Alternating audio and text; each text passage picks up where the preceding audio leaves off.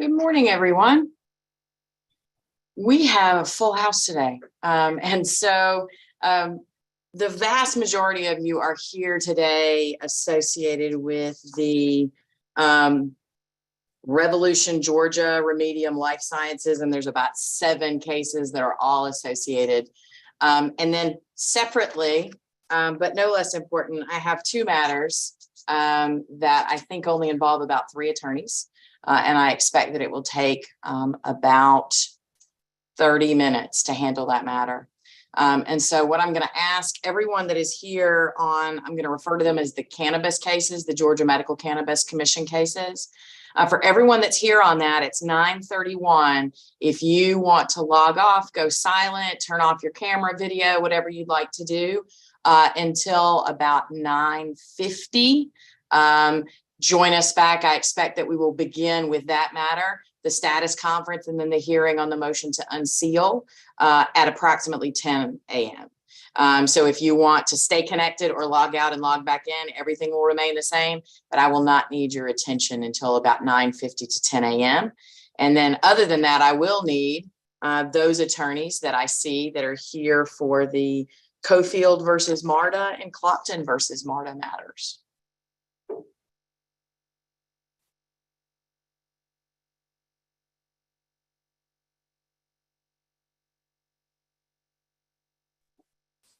Morning, Your Honor. Good morning, Mr. Mills. How are you? Fine. Nice to see you again. Good to see you too, sir. Here today on behalf of Plaintiffs Clopton and Cofield in the Marta matters. Okay, excellent. Ms. Taylor, are you ready to go ahead and get started? Yes, Judge. Okay, thank you. So this is going to be a hearing in the matter of Janicia Cofield versus Marta, as well as the Clopton, Alicia Clopton, as surviving next kin of Zechariah Honeycutt, also versus Marta. These are obviously 2 separate cases, but because they involve the same event and they involve the same attorneys, and my review of the pending motions are similar, it feels like we can address them together, but where we need to separate them, please let me know. Regardless, it would be my intention that any transcript that's generated would be made part of the record in each of the cases separately. I'll note for the record that what I currently have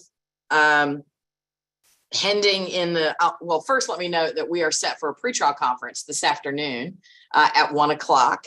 And this matter is generally set for trial on January the 24th. I hope that date is correct. And what I have pending currently are a Daubert motion in both cases to strike the same expert filed by Marta, to strike the plaintiff's expert, Mr. Valines, if I'm pronouncing that correctly. And then, of course, I also have a renewed motion for summary judgment filed by Marta in both cases. And then I am also aware that there is a motion for apportionment that was filed some time ago.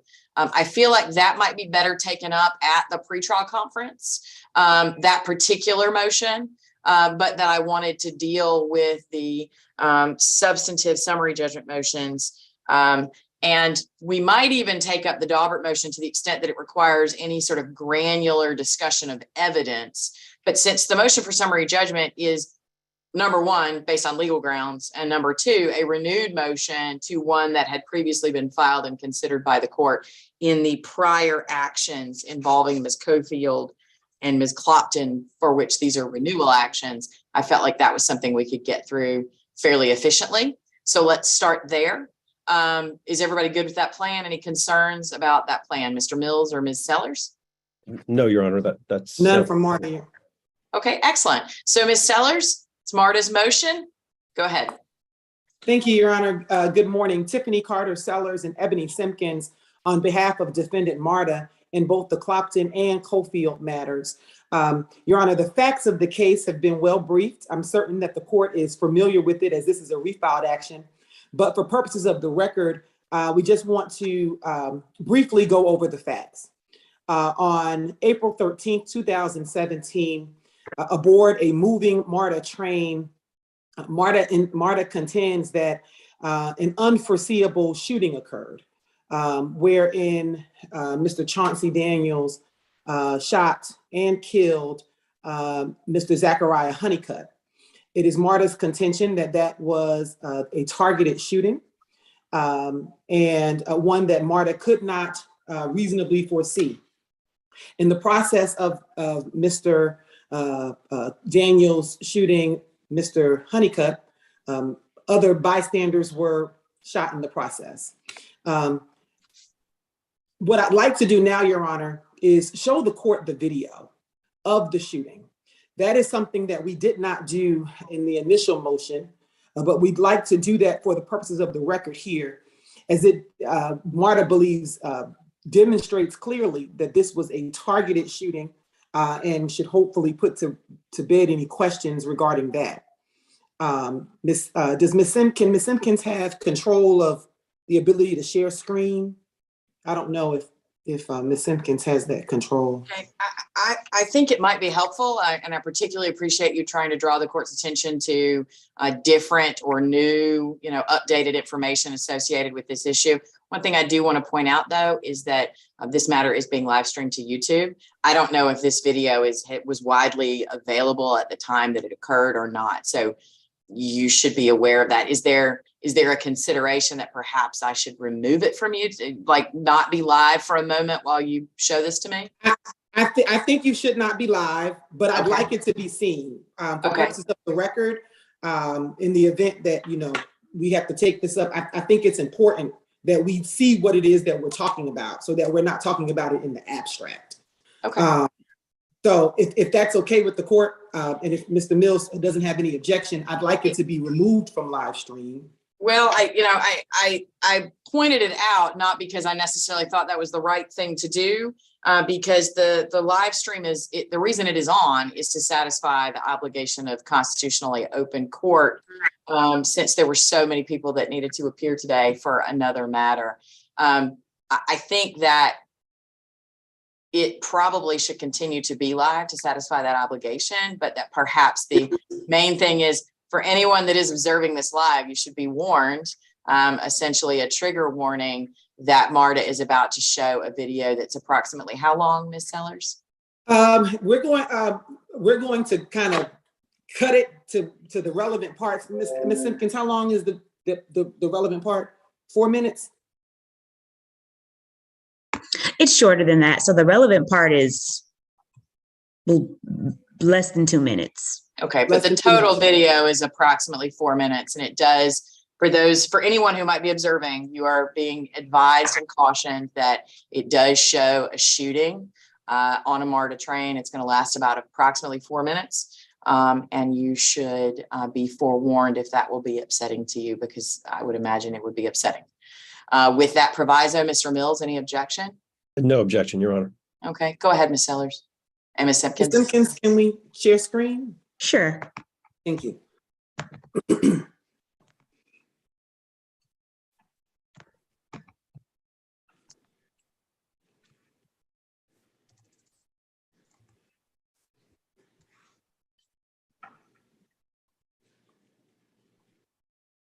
Are we in the correct? Are we going to fast forward, Ms. Simpkins?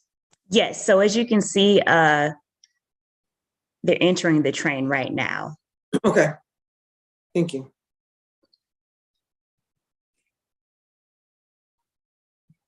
Your Honor, there is video. I mean, there is audio also associated with the shooting. I'm not certain how we do that on Zoom. I'm not that technically savvy. But in the event that the case goes to trial, we certainly want, the court to be aware that there is audio associated with the shooting. Okay. Well, for now, we'll just go ahead with the visual, since I think that was the point that Marta was trying to make with the video, was the targeted nature, allegedly, of the shooting. I'm sorry. No, I said, and the unforeseeable nature. The audio, Your Honor, will show that there's no argument or discussion prior to the shooting. But we can just go with the audio, the video for right now, but the audio will show that it was, there was no argument or anything prior to the shooting. So Tiffany, the audio will play if we double click on a particular camera. So if you want to direct me to anyone But the audio will I'd play. rather refrain from doing that now unless there's a particular reason that Ms. Sellers believes it's necessary. Let's just go with the video. Okay.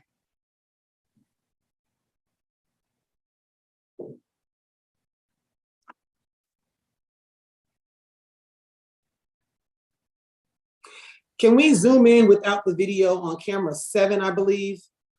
Did you want to go it's in- to specifically 7? Uh, Because that's what's going to happen if you go to 7. yes, let's go to 7 right now. Thank you.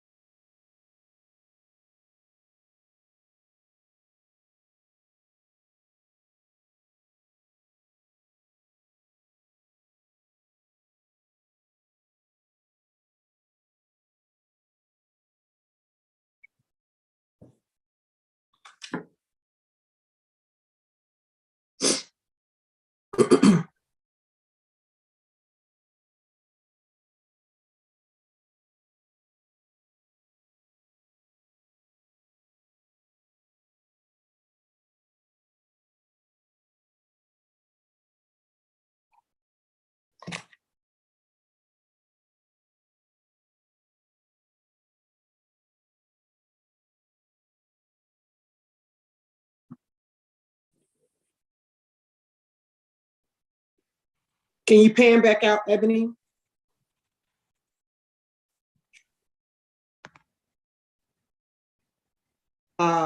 Pause right there. Sure. With it panned out, can we go back maybe 10 seconds so that we can Sure. see? And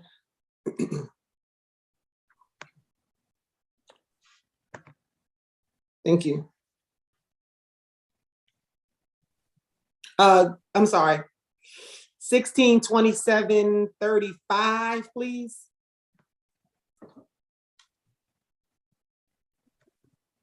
Just so you know, the current camera that I'm looking at primarily is a track camera. It looks like camera 1. I can see the other cameras, but they're minimized. So Yes, Your Honor. So pause it right there, Ebony. The reason why we're having to show it like this is because of the shooter kind of followed the decedent through the train. It catches multiple camera angles, and so there isn't one camera that will show the entire event from start to finish. So unfortunately, I don't think we can show it any other way. well, I mean, I can still see it. I just wanted you to know if you were trying to maximize a particular screen, that the one that was maximized on my screen was camera 1, but I can also see 2, 3, 4, 5, 6, 7, and 8. So okay, thank you. Can you go to 162730, Ms. Simpkins? Sure.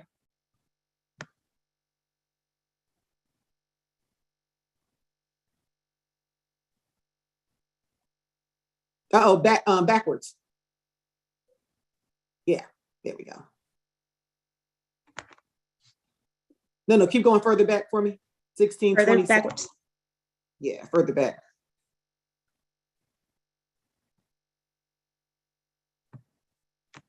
Yes, right there. Start there.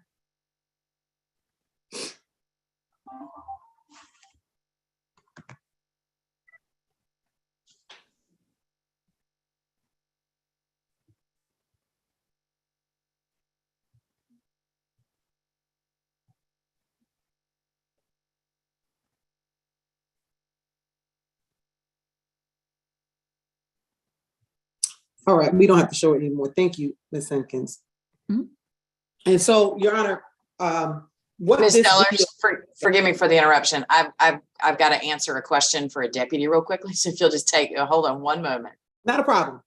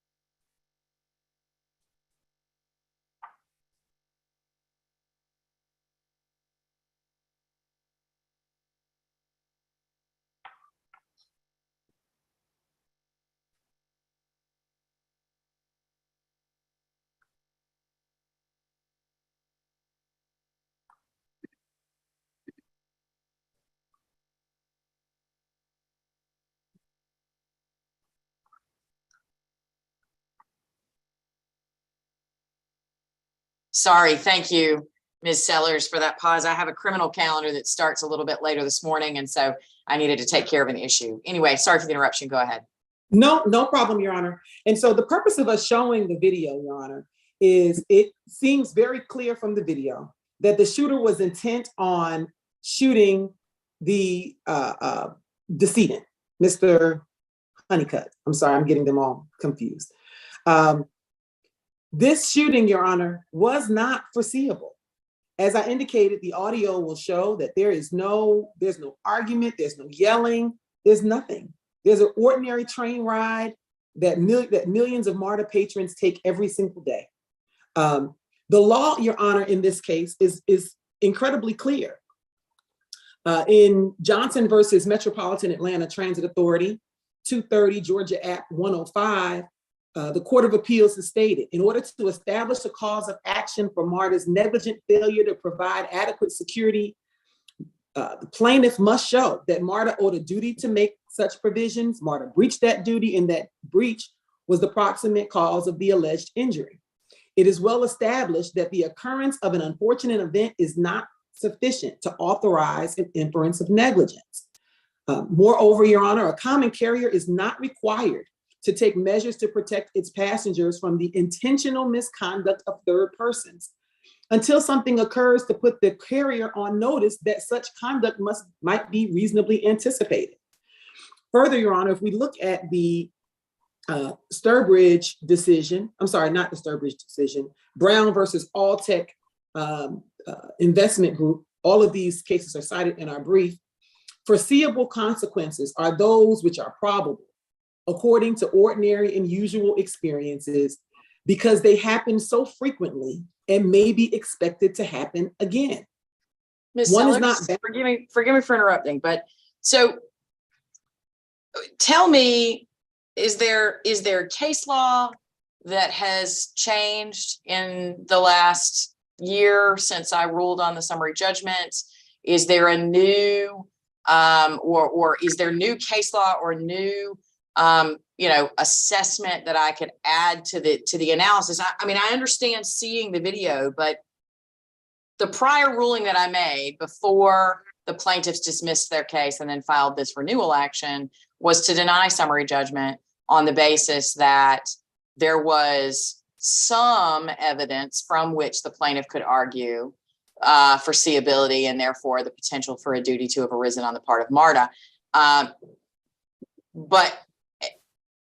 so I guess what I want to do is focus your assessment and argument on, is there something that has changed, or are you simply asking it? And it's totally fair for you to ask that I revisit that analysis that I previously made, which is a fair request.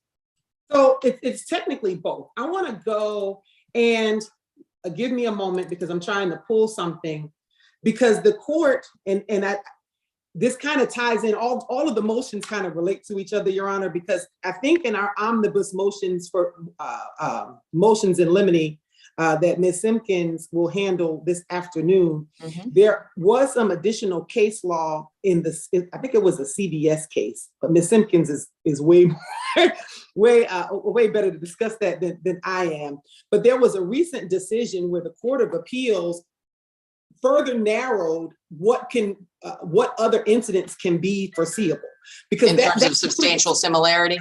Correct, because that really is the crux of the issue, right?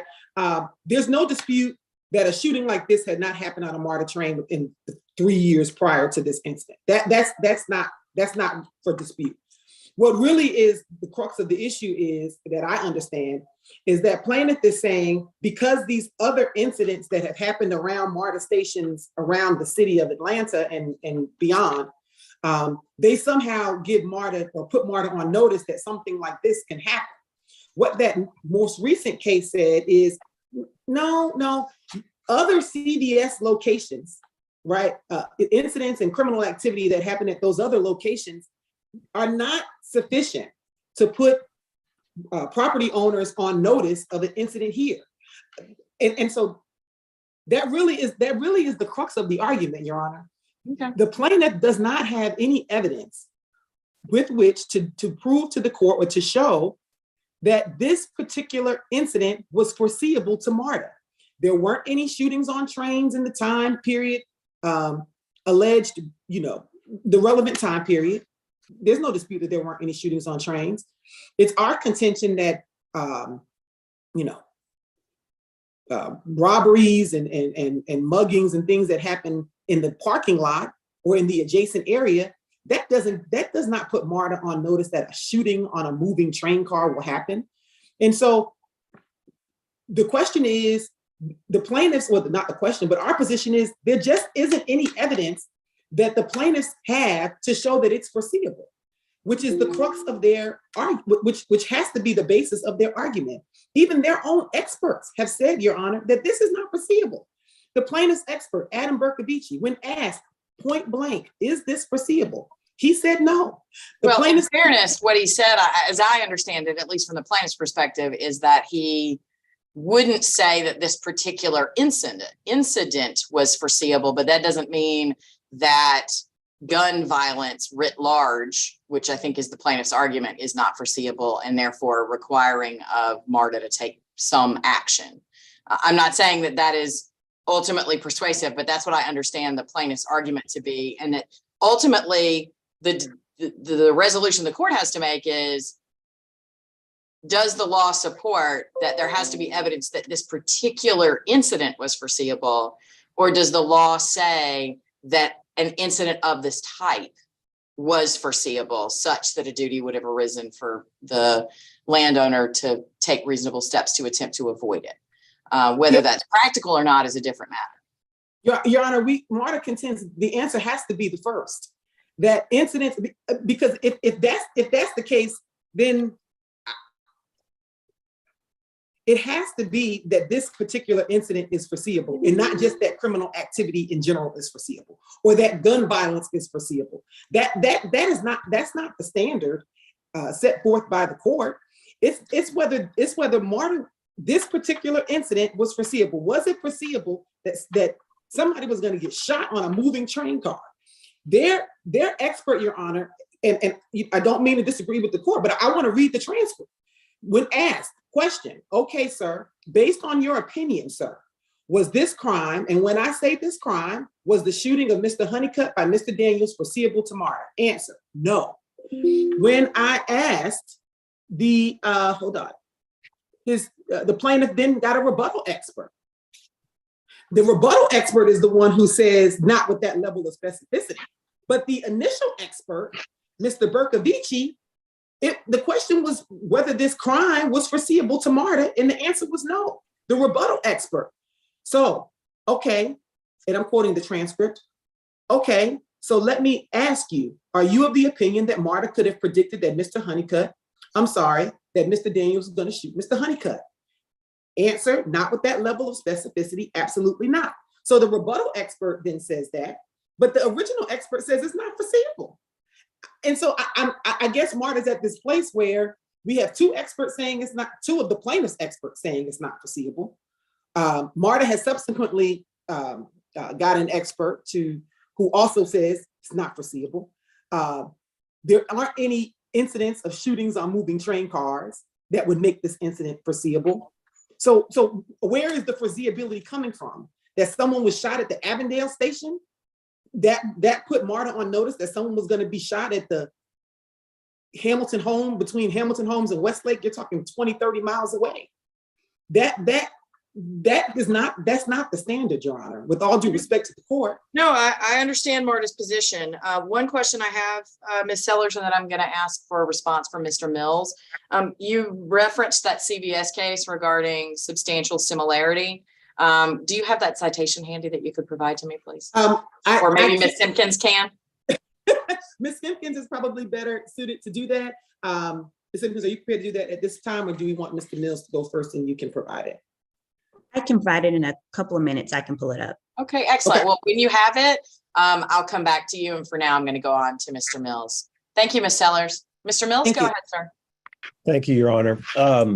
The plaintiffs, Clopton and Cofield in this case, have been consistent in their argument on foreseeability. And as this is, I believe, the court's fifth hearing on MSJs filed in these 4 companion cases, I will try to be and endeavor to be brief and hit the highlights, particularly in terms of what evidence has emerged since the refiled action has been pending.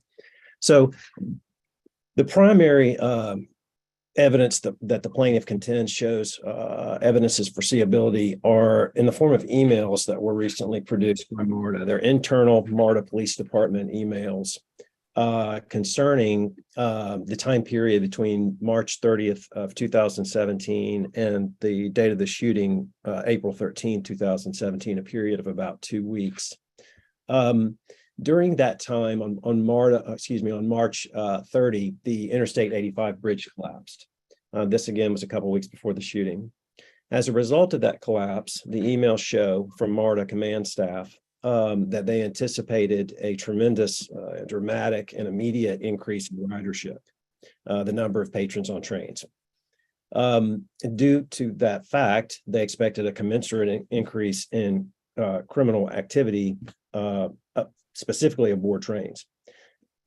As a result, there was a mandate issued by Marta command staff, according to these emails, and these are attached as Exhibit J, I believe, to our brief.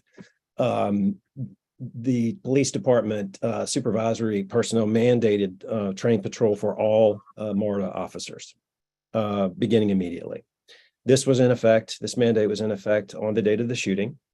But we know from the evidence that there was not only no officers, Marta police officers inside the HE home station at the time this train left the station immediately before the shooting, but there wasn't any train patrol. No officer ever stepped off this train, for example, in an effort to have some visibility in order to deter violent offenders from committing any act. This is clearly a principle of the body of literature of criminal deterrence.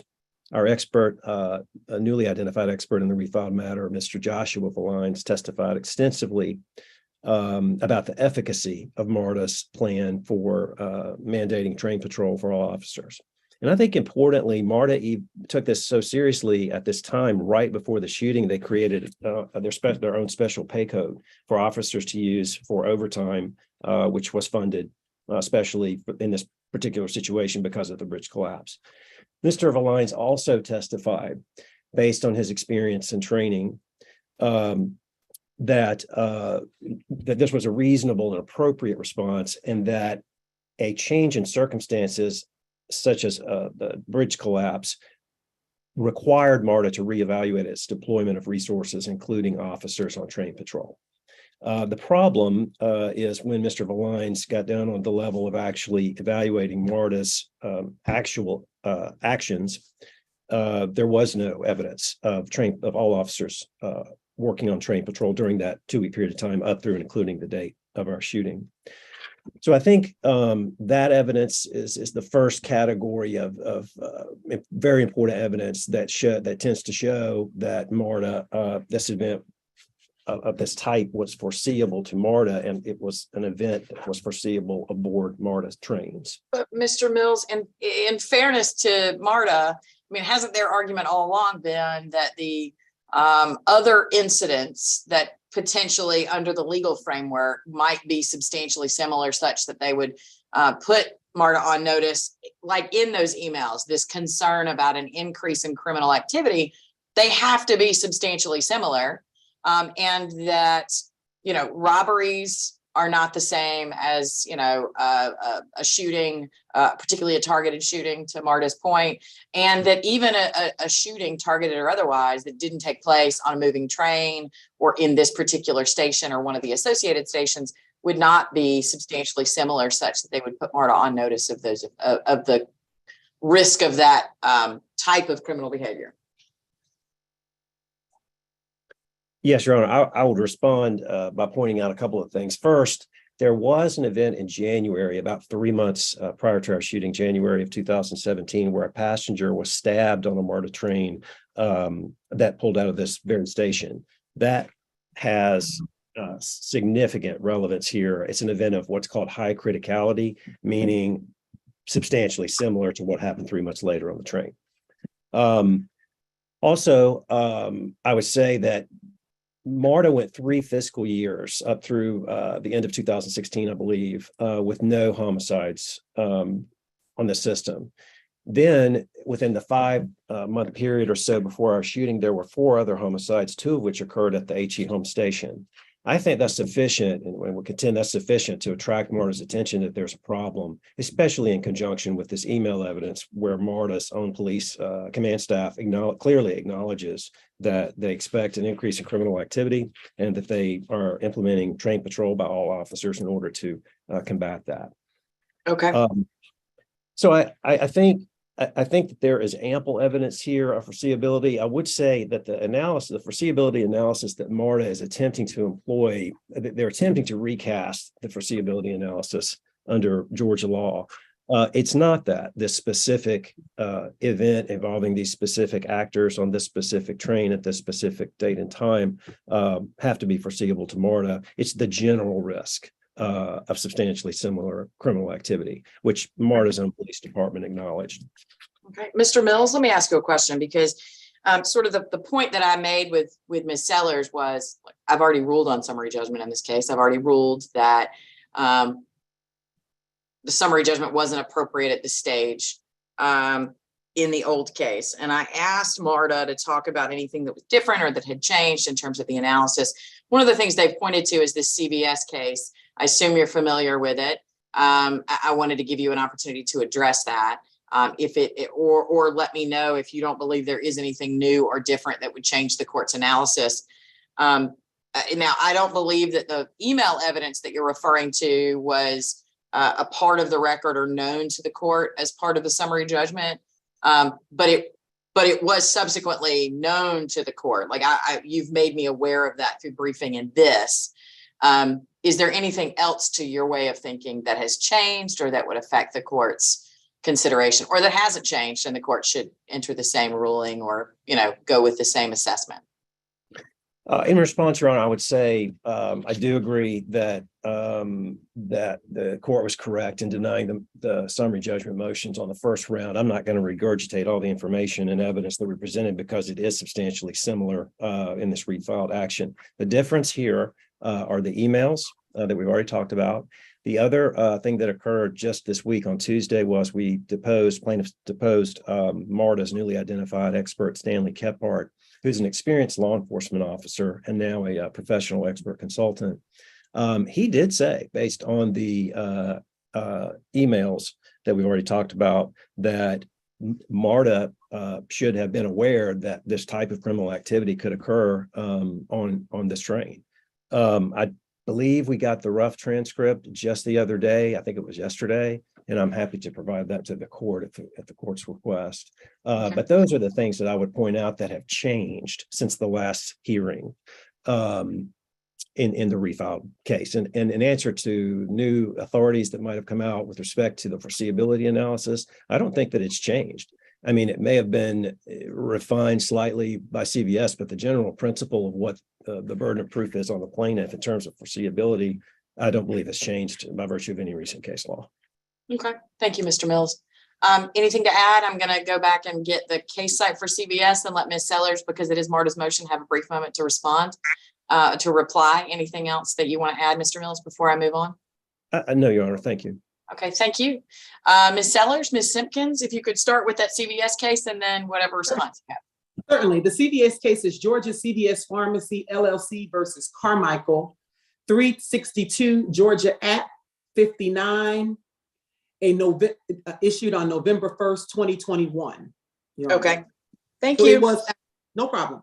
And specifically, that case involved a robbery at a particular CVS location. And the plaintiff there tried to talk about these other incidents around the area and other CVS. What the court specifically said is, an intervening criminal act by a third party generally insulates a landowner from liability unless such criminal act was reasonably foreseeable. In order to be reasonably foreseeable, the criminal act must be substantially similar in type to the previous criminal activities occurring on or near the premises, so that a reasonable person would take ordinary precautions to protect his or her customers against the risk posed by that type of activity. However, while the prior criminal activity must be substantially similar to the particular crime in question, that doesn't mean identical. Rather, such activity must be sufficient to attract the owner's attention to the dangerous condition which resulted in the litigated incident. In determining whether previous criminal acts are substantially similar to the occurrence causing harm, the court must inquire into, number one, the location, two, nature and extent of the prior criminal activities and their likeness, three, proximity and other relationship to the crime in question. So, Your Honor, if we're looking at these particular cases, if we're looking at this particular case law against what we have here, there are no shootings on MARTA trains coming out of the station, Your Honor. I mean, that's just fact. I understand that we want to talk about stabbings and whatever, and I'm not even certain that stabbing happened on the train at H.E. Home Station. I was trying to pull that up while he was talking, but I'm not certain that particular stabbing that he's talking about happened at H.E. Homes or on a train coming out of H.E. Homes. But the plaintiff has to show some sort of similar activity that happened on the train car that will put MARTA on notice. And it just didn't happen. Those emails are going to show way more than what the plaintiff has boiled down to. In fact, the emails are going to actually, we believe, help us, because there were issues regarding juveniles, clearly not involved here. There were no juveniles involved in this particular case, but there were juveniles who get out of school and their rival schools and have issues and whatever, and ride the trains. So what happened? What did MARTA do in response to that? They increased patrol. At this particular station, there were 4 officers at this station that MARTA has shown before and will show if we go to trial, that we had officers at the station on cameras. We can show that there were MARTA's police officers all throughout this particular station. In fact, the shooter walked past the MARTA officers. Nothing that he did put MARTA on notice that he was going to behave like this. He looked like a regular patron until the train car stopped. Everyone is talking, laughing. I think you can hear kids singing on the train. It's a regular train car. And then out of nowhere, this targeted attack happens. That is not something that is reasonably foreseeable to MARTA. And for that reason, MARTA maintains that summary judgment is appropriate in this case, in both of these cases. Okay, thank you, Ms. Sellers. So what my intention is to take a look at the CVS case and see if it provides additional information or analysis guidance in terms of the issues in the case. And then what we will do is I will give you a ruling as quickly as I can, possibly if I have time. It will be later today in our pretrial hearing.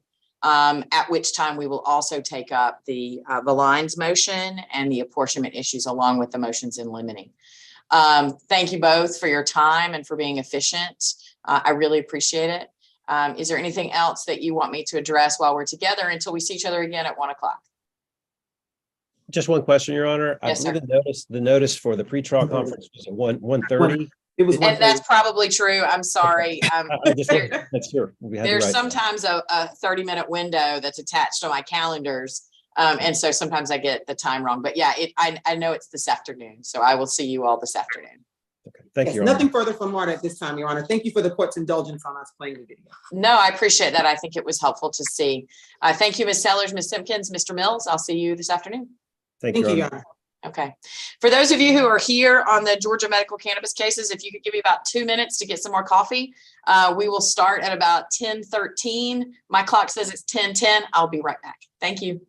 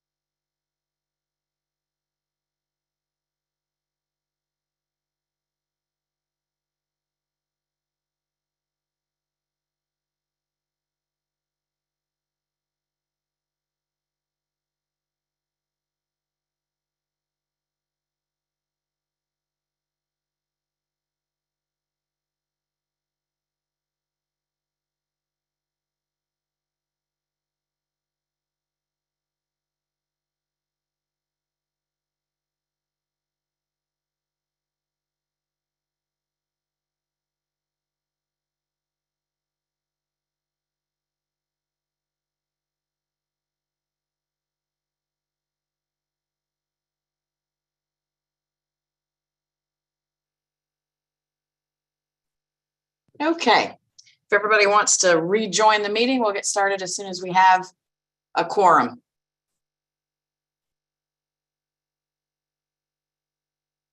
Judge, what case is this that's next? This is a group of cases. It's position 3 through the end of my civil calendar for this morning.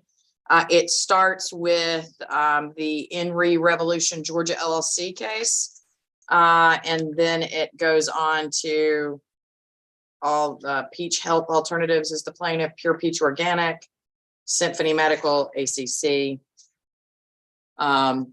So I will call the case and then we'll sort of figure out where everybody is and what we're going to try and deal with today, because the case is set for both a hearing on a motion to unseal that's been filed by the Georgia First Amendment Foundation.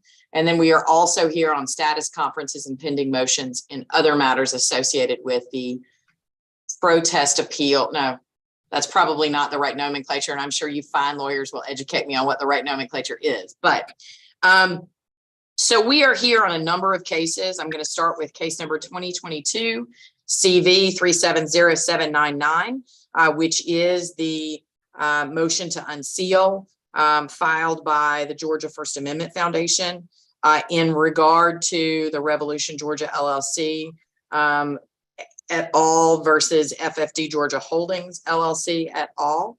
That is the matter that we are here on a motion to unseal. Separately, we are here on, I think, a group of about 5 cases that seem to constitute variations of appeals of one form or another to a decision by the Georgia Medical Cannabis Commission through its hearing officer to affirm the issuance of the provisional licenses that were awarded by the Georgia Medical Cannabis Commission. And that would be case number 2022 CV 371638, of which Peach Health Alternatives LLC is the primary party. Do I have someone here in that matter?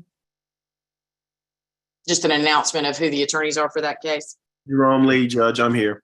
Thank you, Mr. Lee. Good morning, Your Honor. This is Jeff Stump, and also Nathan Hovey is here as Okay. well from the Georgia Department of Law for the Georgia Access to Medical Cannabis Commission. Okay, thank you, sir. And then I also have case number 2022 CV 371483, the Pure Peach Organic Inc. Versus FFD. Who do I have here on that matter? Your Honor, this is Rhonda Fine, and I represent Pure Peach Organic. Okay, Your Honor, and then this is Jeff. yes. Zachman. I represent one of the respondents. Mr. Zachman. Okay, Good morning, Your Honor. This is Vincent Russo. Matt Parrish and I are here on behalf of TheraTrue Georgia in each of the cases that are before you. okay, excellent. Good morning. Your Honor. This is Derek Bauer with Baker Hostetler. I'm here with my colleagues Kurt Lentz and Jacqueline Mink, and we're on behalf of respondent FFDGA Okay, LLC in all Thank of these you. cases. Thank you very much. Your Honor, William Collins, let me go off video. Sorry about that. William That's okay. Collins, here for Trivana Remedy, also one of the respondents in all of these cases. Okay, excellent. Thank you. And then just to make the record complete, I think I've got announcements from everyone, but I'll go on. I also have case number 2022 CV 371517, which is the Aspire Medical Partners LLC. Who do I have on behalf of Aspire? Good morning. Good morning, Judge Jake Evans, on behalf of Aspire Medical Partners. Good to see you. And I'm joined by my colleague, Michaela Mobley, as well. Okay, excellent. Thank you. Good to see you as well, Mr. Evans. And then who do I have on behalf of Judge Howell? Good morning, Your Honor. Susan Haynes from the Department of Law here on behalf of Judge Howell. Okay, thank you, Ms. Haynes. Thank you. And then I have 2022 CV 371520, Georgia Bioscience.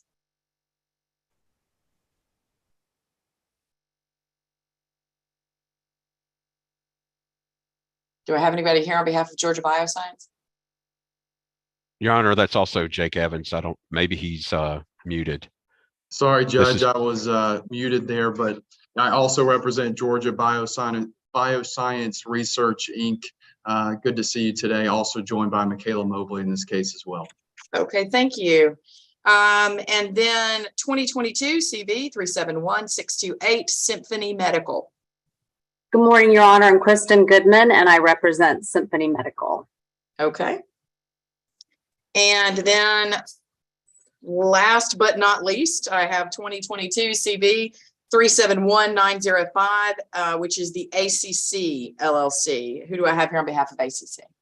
Good morning, Your Honor. Jonathan Bledsoe for ACC. Okay, excellent.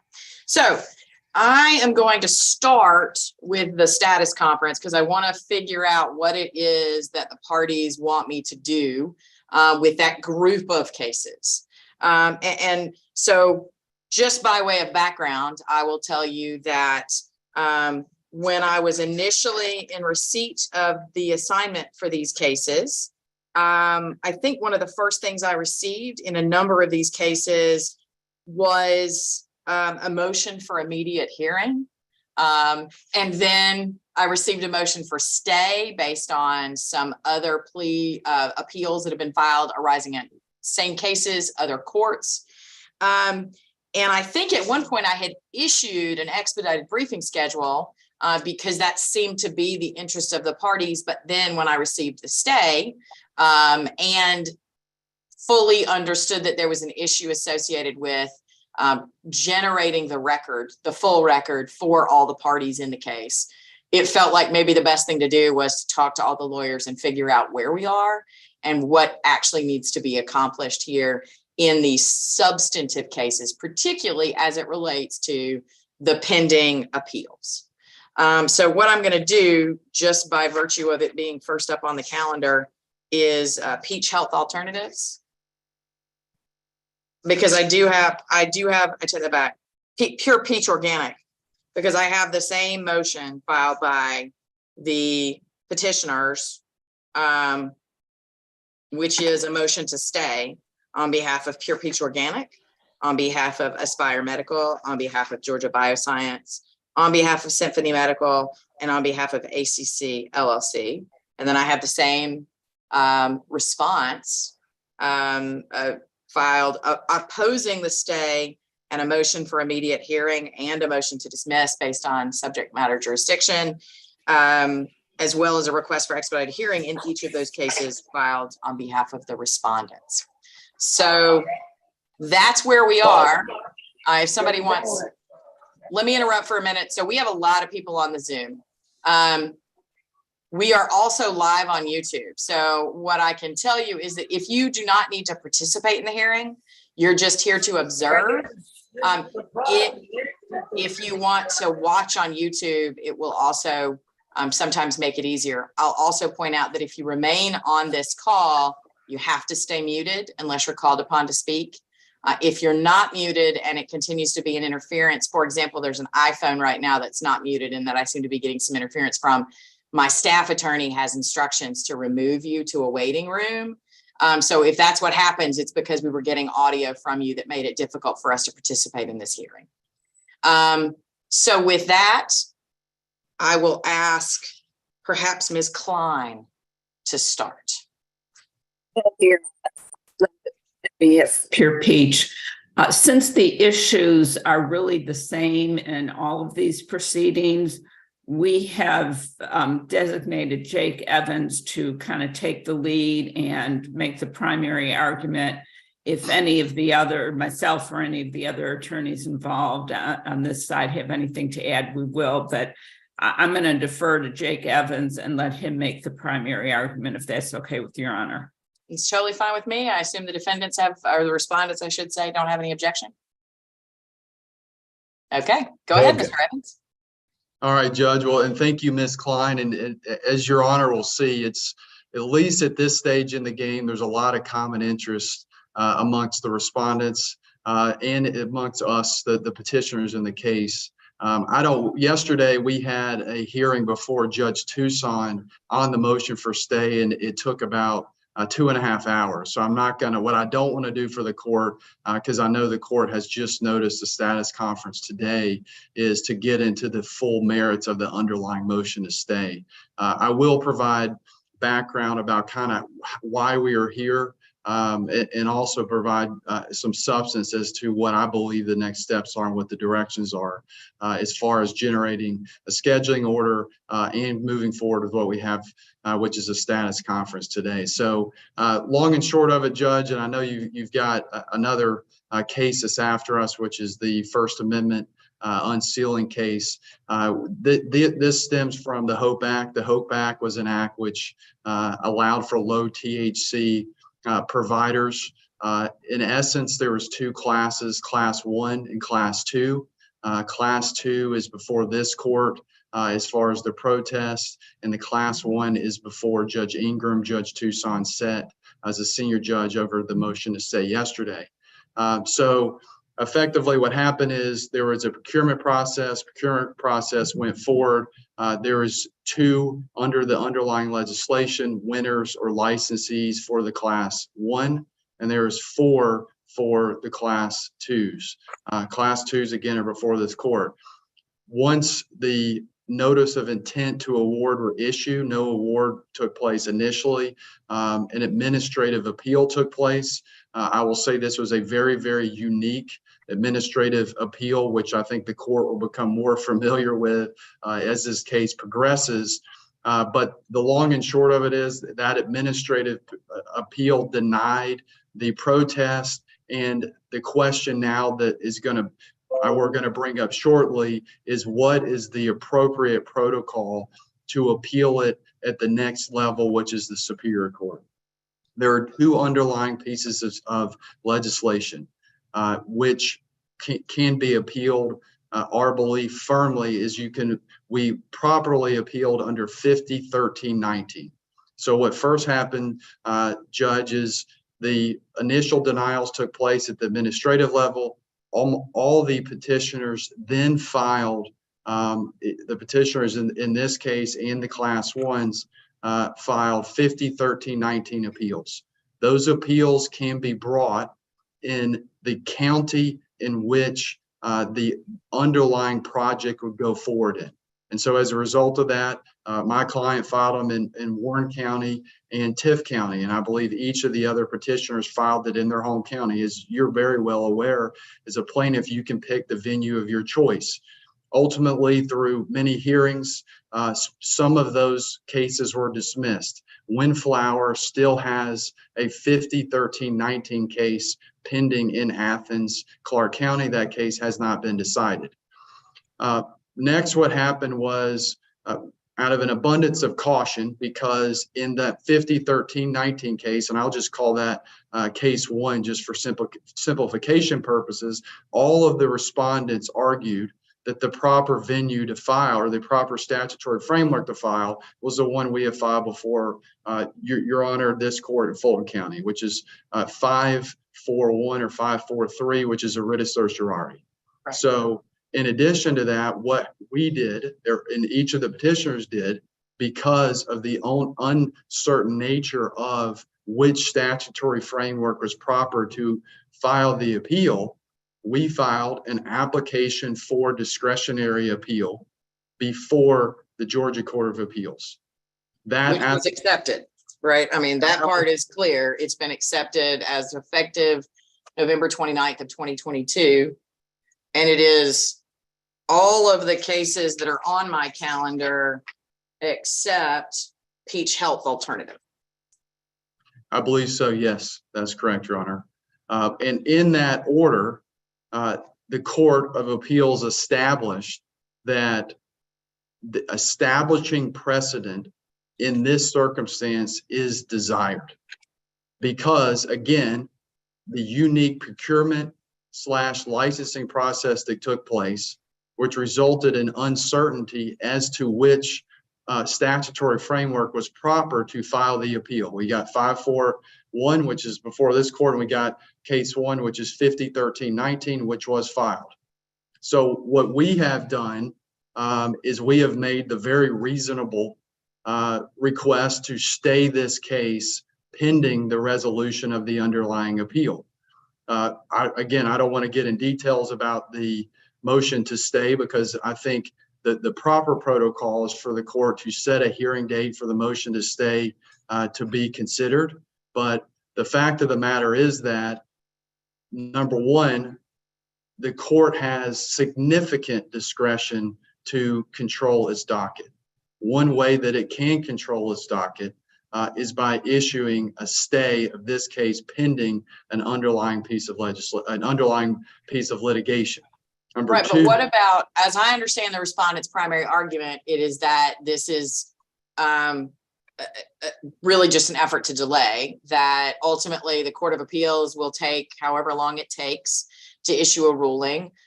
Either way, that's a delay of 6+ months or more. And if it says that the original filings were appropriately placed in the jurisdictions where they originally filed, then that's one thing. But if it doesn't, if it says no, it had to follow the appellate procedures, then you're basically starting all over again with me 6 months to a year from now.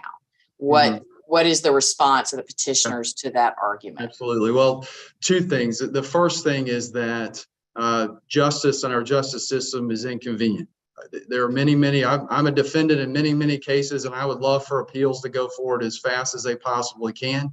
But just like dragging juries in for jury duty, that's something that's not exactly we all want to do, but it's very important to ensure our justice system is properly administered. So a mere delay is not sufficient to eradicate your opportunity to appeal. The second point is that if this case went forward, undoubtedly what would happen would be the respondents would argue mootness. So it would significantly prejudice my clients and their ability to determine what is the proper protocol, because 501319 has a different standard, of review. 501319 allows for the court to issue a stay of the enforcement of the underlying licenses, which we initially got, and ultimately, based upon the dismissals, those were removed. The second point that I'll bring up is OCGA 925, which is the abatement statute. And I'll also refer the court to a case which is virtually directly on point, which is International Telecommunications Exchange versus MCI. And the case site, Your Honor, is 214 Georgia App 416. And in this case, effectively, we had two cases just like we have here, case one and case two. Case one addressed issues which were common to case two. What the court, OCGA 2925 is the abatement statute. The abatement statute says you cannot litigate two identical or similar common interests simultaneously. What a court typically must do is they must dismiss the second one based upon the filing of the first one. Now, in this context, it's unique because the second one was a necessary, we had to file a second one into the preserve our rights. But what's important is in this case, what the court ultimately determined, a dismissal was not proper. What was proper was a stay of the second case that would decide the same underlying issues that was litigated in the first case. So common sense in virtually any other case is you let the appeal go forward. The appeal will determine what is the appropriate vehicle. There is a possibility that 501319 is the only appellate option, which that's case one. If the Court of Appeals made a determination that case one was the only way to do it and case two is steaming along, then effectively our ability and our opportunity to appeal is eradicated. Okay, well, let me interrupt you for 1 minute, Mr. Evans, and just, I mean, I feel like you have outlined for me the primary petitioner's position regarding why the stay is the appropriate way to go procedurally, but this is technically, as you have said and have noted a couple of times, it is a status conference for me to sort of figure out where we are. And so I feel like this is as good a time as any for me to call upon whomever might be designated on behalf of the respondents to sort of address. I think necessarily you might want to touch on your opposition to the motion for stay, but there was also filed a motion for immediate hearing and a request for an expedited briefing schedule, which the court had initially indicated it was inclined to grant. Or I take that back. The court had initially, upon these cases appearing on its docket, had initially entered an expedited briefing schedule with the idea of moving the case forward. And then once it became apparent that there were some sort of dueling interests, I decided to get a status conference instead. So do we have someone that is prepared, perhaps from the law department or perhaps Mr. Russo or Mr. Parrish, that is prepared to address the respondent's position on these issues? Well, good morning, Your Honor. Actually, for the respondents, this is Derek Bauer at Baker Hostetler, and they have asked me to be our mouthpiece for all of the respondents on this particular issue, although I know Mr. Russo had some introductory remarks on behalf of all respondents that he was prepared to make. I don't know if you want to start there and then cycle back, or if you want to start with these pending motions that Mr. Evans effectively argued. I'm happy to jump right in. Okay. Whatever y'all had planned is fine with me. What I want to do, though, is make sure that we are not we're not giving short shrift to the motion to unseal, that the parties were here as well. I want to have time to discuss that in some, meaningful way. Go ahead, Mr. Russo or Mr. Bauer, whichever one. Sure, Your Honor. I'm happy to proceed however you would like. I represent Theratrue Georgia along with Matt Parrish. It's a Georgia-based corporation or Georgia-based LLC that has a facility in Louisville, Georgia.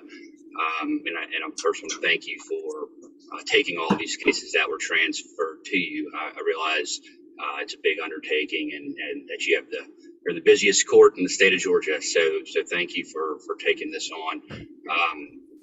And I don't want to take off Mr. Bauer's comments here, but as Mr. Evans mentioned, there are cases that were heard by Judge Tucson yesterday in her status conference. She didn't rule on the motions to stay in those cases, but those cases are in a little bit of a different posture than this case, where the motion to stay has been fully briefed. The petitioners filed a reply brief, I believe, yesterday or 2 days ago in support of its motion. It's been responded to by us already. And the significance here also is that in the Class 1 cases, the licenses have been issued by the commission. The licenses have not been issued by the commission for the Class 2 licensees. So, this further delay is a problem both for the commission, for the state of Georgia, for implementing the HOPE Act and the policy that the governor of Georgia and that the General Assembly wanted implemented. It delays getting important medicine to patients in Georgia, and it holds up the operations of these companies who, this has been going on for 3.5 years. The parties have been through an extensive licensing process, more than a year's worth of protests. Your Honor's seen the record that's been sent up, or at least if you haven't seen it, you've got the record. It's quite extensive. I've scanned the 20,000 plus pages that were provided to me. In that, I have scrolled through them and I'm aware of the general categories of the documents that make up the record. But we'll talk about that a little bit more regarding the sealing issue. So sure, and that's right. So there've been thousands and thousands of documents, our clients' applications, proprietary information that has been disclosed to the other side. They've briefed it.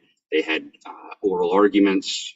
Judge Howells issued extensive decisions. So, from our perspective, and as mentioned in our requests for immediate hearings, we do not want this to be delayed any longer. The commission has a meeting coming up on January 25th to address proposed rules. We think that being able to have this matter resolved by then so that the commission can address licensing of Class 2 applications or Class 2 facilities would be appropriate by then. To let this drag on farther is ultimately a disservice to the people of Georgia who are waiting for this medicine. So I'll let Mr. Bauer take it from here. I don't want to take his time, but I do appreciate you hearing from us. thank you, Mr. Russo. Mr. Bauer?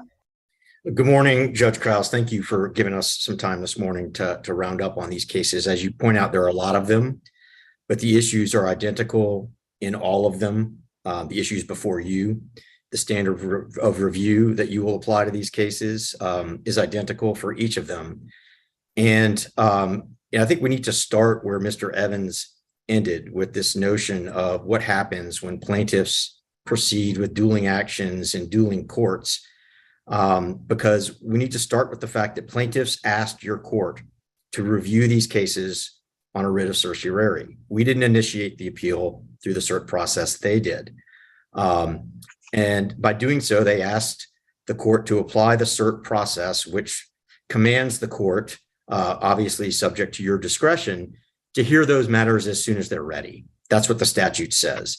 And now we very much, and the state very much, and the people of Georgia very much want to get this procurement reviewed and in process per the statute as quickly as possible.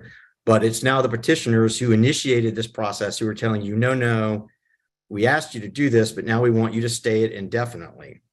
I think that the requests to stay and our request to get a hearing scheduled are ripe for hearing today. I think you effectively heard the petitioner's argument on that from Mr. Evans in full.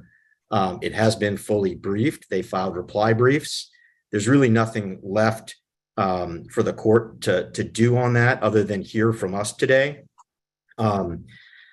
I fully agree with Mr. Evans that the court has the authority and the discretion to manage the timing of this cert process as it sees best fit. And the case law that governs the court's discretion to do so basically says when you're applying your discretion to schedule matters in your court, you're supposed to balance the equities. Figure out what the right interests are to be properly fulfilled, and then schedule the matter accordingly. And in all, Mr. Bauer, what of Mr. Evans and the petitioner's argument that should the court decide to go forward and attempt to address the substantive nature of the issues in the case, that ultimately it might be a giant waste of court resources because the Court of Appeals may say, no, this is not the appropriate appellate method to pursue? Well, it's interesting that he would argue that today when they told you at page 1 of their motion to stay that they had a clear right to appeal this under either statutory scheme. And that's what they also told every superior court around the state, that they tried to appeal through the Administrative Procedure Act, but were rejected. And I think we need to also be clear about what the Court of Appeals has agreed to hear on a discretionary basis. I assume isn't it whether or not the APA applies to the Georgia Hope Act, correct? The question of the scope and applicability of the APA, period, okay. Right? So it's unclear, and certainly is anything but certain that the Court of Appeals, and nobody's asking the Court of Appeals to determine that that is an exclusive mechanism of appeal. And in fact, every one of these petitioners has taken the opposite position from the onset of their appeals. They have told this court and every other court that they've been in front of, including the Court of Appeals, that they think they can have it both ways.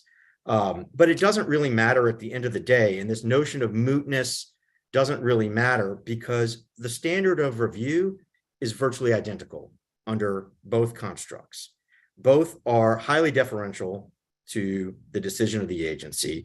Both of them effectively apply in any evidence standard to factual findings and errors of law with respect to conclusions of law. So what ultimately, I think what this demonstrates to you is really what they are trying to do is use your court now as an opportunistic way station to hold the entire procurement to use Mr. Evans' term, in abatement as a way station while they seek another battle under the Georgia Dome to try to rewrite the Hope Act in their favor, because they've lost every step of the way on the procurement. And that's not what your court is designed to be used for. It's actually an abuse of process, Your Honor. So the case that Mr. Evans cited to you, this international exchange case that he says is virtually directly on point, it's not even close. And what that case setting aside the fact that neither of those companies even exist anymore, but you know. Well, but even the factual and the procedural posture of that case is completely inapposite here. What that case and what OCGA 925, the abatement statute that he referenced you, is about, those are about defendants' rights. What happens when you're a defendant that a plaintiff has sued in two different courts, effectively on the same claims? And what that statute and what that doctrine says is the defendant gets to pick which battle he wants to fight or she wants to fight. And if she wants to use the first filed case as her preferred forum, that's an absolute defense to the second. So that's exactly sort of the situation we're in here. They have chosen to pursue their appeals on identical standards of review in two different forums. And that gives us some rights. And they're asking you to vitiate those rights right now. So if they are convinced that the APA says that's an appropriate mechanism for them to appeal, and they are testing that right now, then they should dismiss this and allow that appeal to proceed and be determined. And this court doesn't need to act. And I think we have the right to insist on that dismissal under the abatement statute that Mr. Evans has cited to you. I think that's the proper mechanism here. Because again, all this is about is, and you know, Mr. Evans started by saying there's a lot that we're aligned on between the parties here, and I actually agree on that. He said there's a lot of common interest among all the parties. And he's right. And the primary one that we're all aligned on, Judge Krause, is that we want to know whether we were properly awarded these contracts or the petitioner's protests are valid and they should legitimately be the producers of these products for the patients of Georgia. Everybody wants to know the answer to that question. That is exactly what these appeals are about. And we want to know as soon as possible. And everybody should be aligned in trying to get that answer as quickly as possible. So I think the court has to ask itself a critical question is why they don't want you to rule on the merits of these appeals while they're before you, fully ripe at their request on a complete record that is now ready for you to review. It doesn't need any more briefing. All it needs is a hearing. And that should happen as quickly as possible. So let me cycle back into, and the answer to that question I think is obvious, Judge Krause. They want to delay this process because they want to undo the procurement. They want a fix, a political fix, but that is not a basis under the law or in equity to deprive the patients of Georgia of their right for this procurement to get an expedited, timely review by this court under the cert process that the petitioners initiated to test whether we are the proper producers of this medicine. So the parties' respective views on the balancing of the interests, whether this review should happen now or you should exercise discretion to stay it, that's all been fully briefed and we're arguing it right now effectively. And any stay is going to, if you're going to balance the equities, you have to start, I think, from the proposition that any stay is going to frustrate the fundamental purpose of the HOPE Act, the law of the state, which is by its express terms, it says it, we want to get medicine that's needed to patients in the state that qualify from the most qualified producers. And we want that to be a competitive marketplace. We don't want one, we don't want two, we want 6 different companies that are qualified to produce this medicine, and we want it now. If we stay this review, we are frustrating that essential purpose of the law. And I think that alone is reason enough for the court to proceed with its review of the cert petitions as quickly as possible. Now, the state's and the public's strong and time-sensitive interest in facilitating access to these medicines is not only memorialized in the law itself, as I just mentioned, but it's also demonstrated, Your Honor, by the fact that the state allocated special funds last year to make OSA and Judge Howells a resourced outlet to expedite the protests of the procurement. The state went out of its way to try to ensure that the commission could get these things heard as quickly as possible so we could get the medicine to the patients as quickly as possible. That too demonstrates to you what I think is the most critical interest that the court has to balance in any of these sort of balancing of the equities kinds of considerations, and that is, what is the public's interest in this? And I think those facts that the law states we need to move quickly, and the state took affirmative steps last year to make sure this procurement moved on a timely basis. Those clearly demonstrate to the court, I think, what the public's interest is here. There is no legitimate countervailing interest by the protesters, by the petitioners here. Again, we're all aligned about the ultimate goal. We want to ensure that the best, most qualified producers are licensed and producing as soon as possible. So we need to get that review of what has already been a very thorough, as you pointed out, 20,000 pages or more of administrative record. These awards have been vetted thoroughly by Judge Howells. She issued reasoned opinions. They are ready for review, and everybody should be aligned in getting that done as quickly as possible. We want to know if we were right or if the commission was right in picking us. Protesters want to know if the commission was wrong. Let's get to it.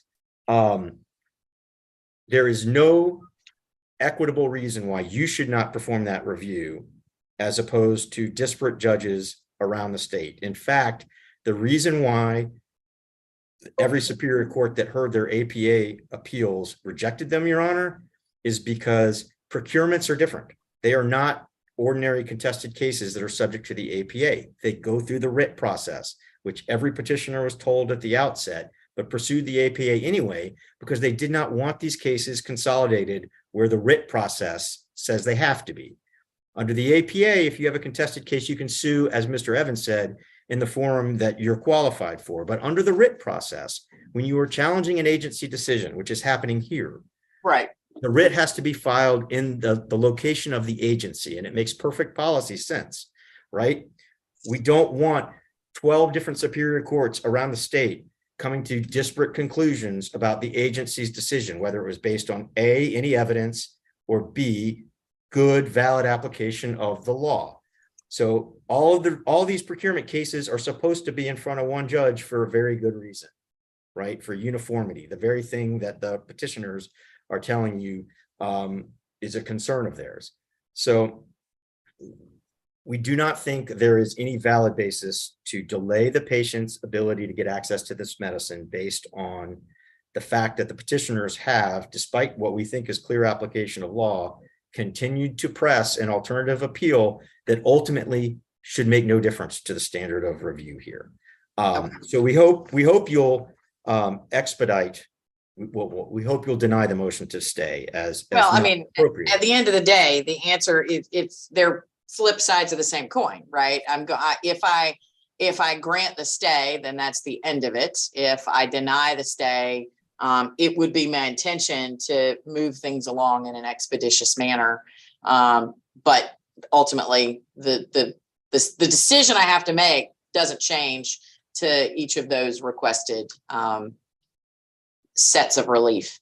Your Honor, may I respond very briefly to Mr. Bauer's comments? I'm Kristen Goodman, and I am also playing a part in representing all of the petitioners. And I think it is imperative that we note for the court the significant misrepresentations that have been made by the respondents to the court.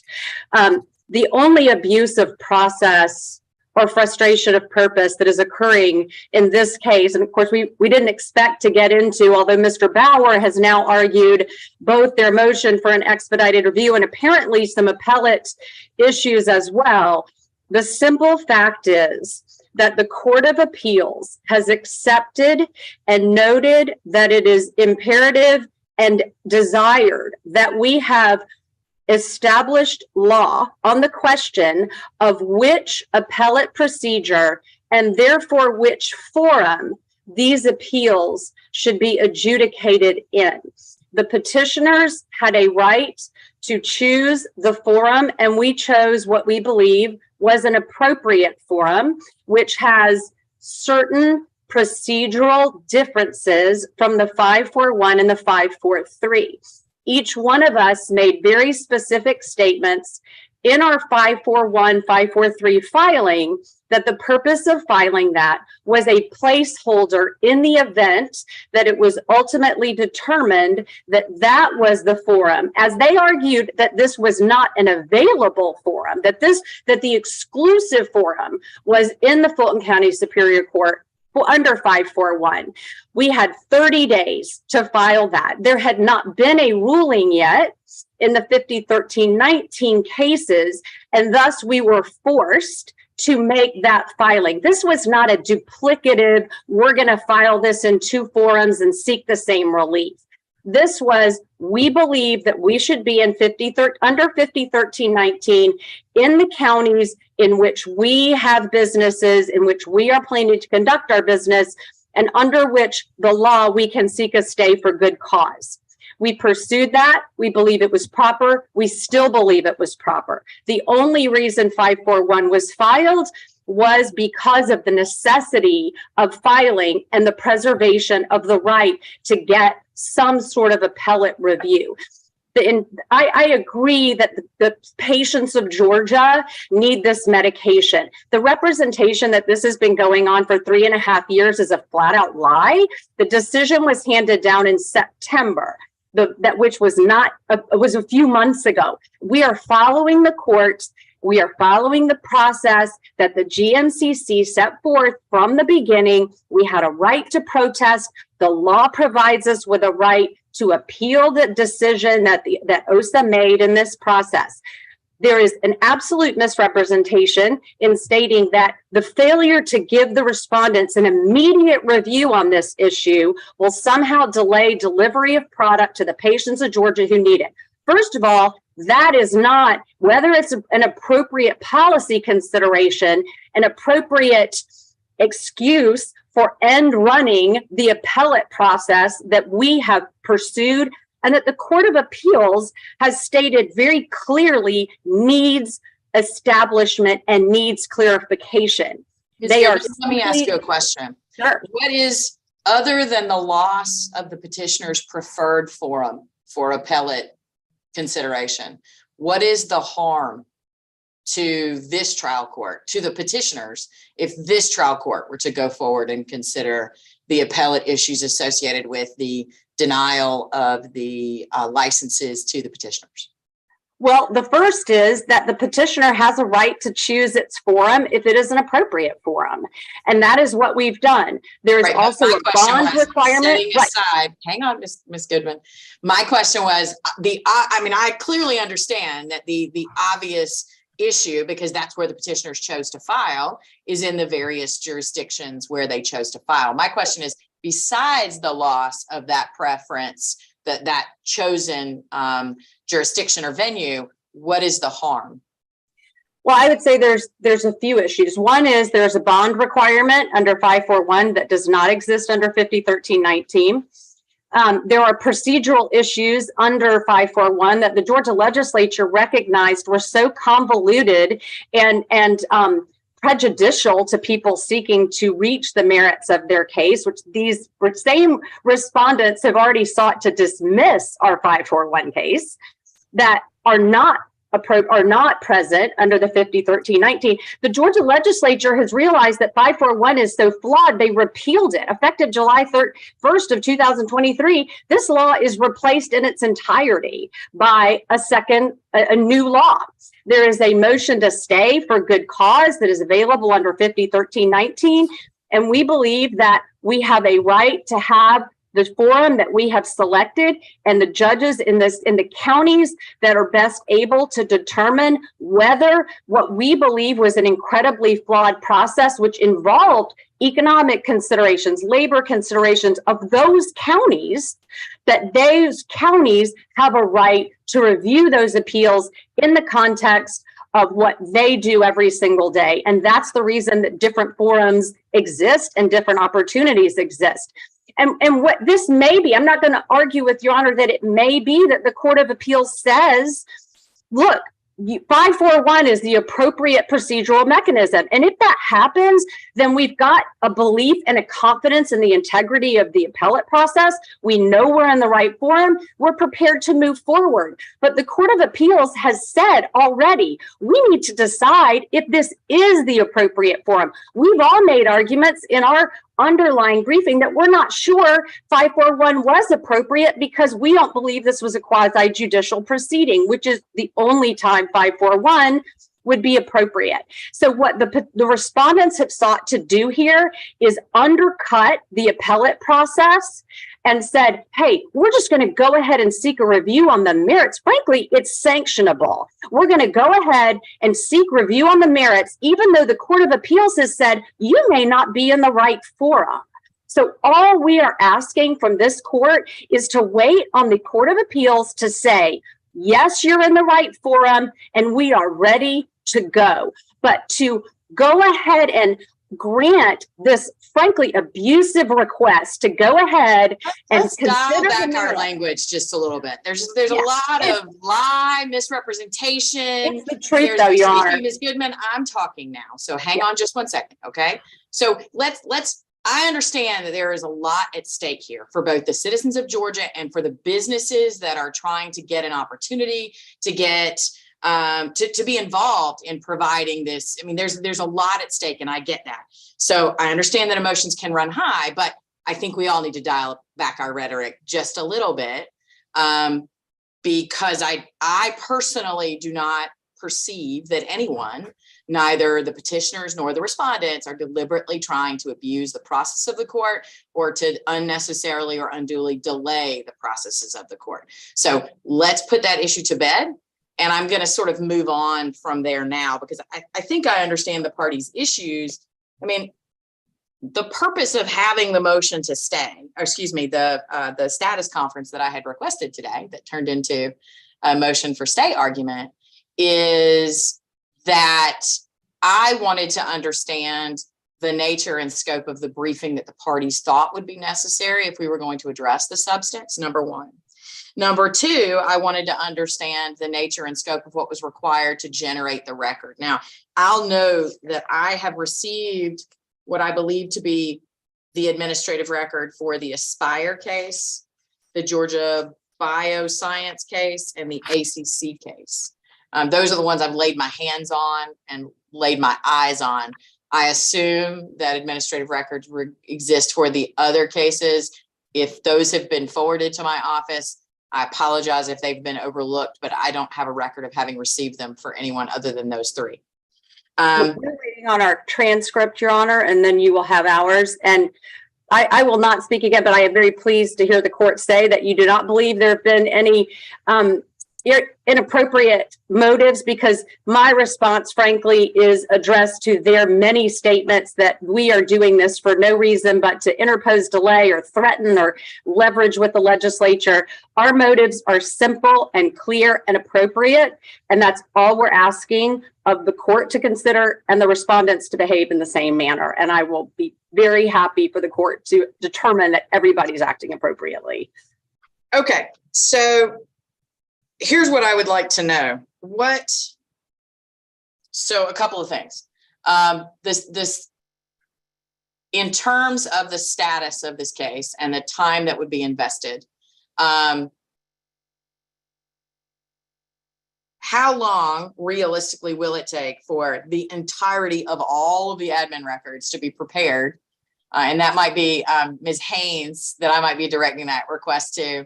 And again, Ms. Haynes, if you've already provided them to me and I have others besides ACC, Aspire, and Georgia Bioscience, please tell me and we will go and look in our records and find them. Beyond that, if I'm correct that I don't have anything other than that, what is the timeline that we're looking at for that? Your Honor, the three cases that you named for which you have the links, those are, to my knowledge, the only ones that we have been served as as respondents. So whatever process the other records are coming by, I don't know. So you've not yet been asked to generate the record in those other cases? No, Your Honor, and I don't believe that Judge Howells received service in any of those other cases, but as we did in these three.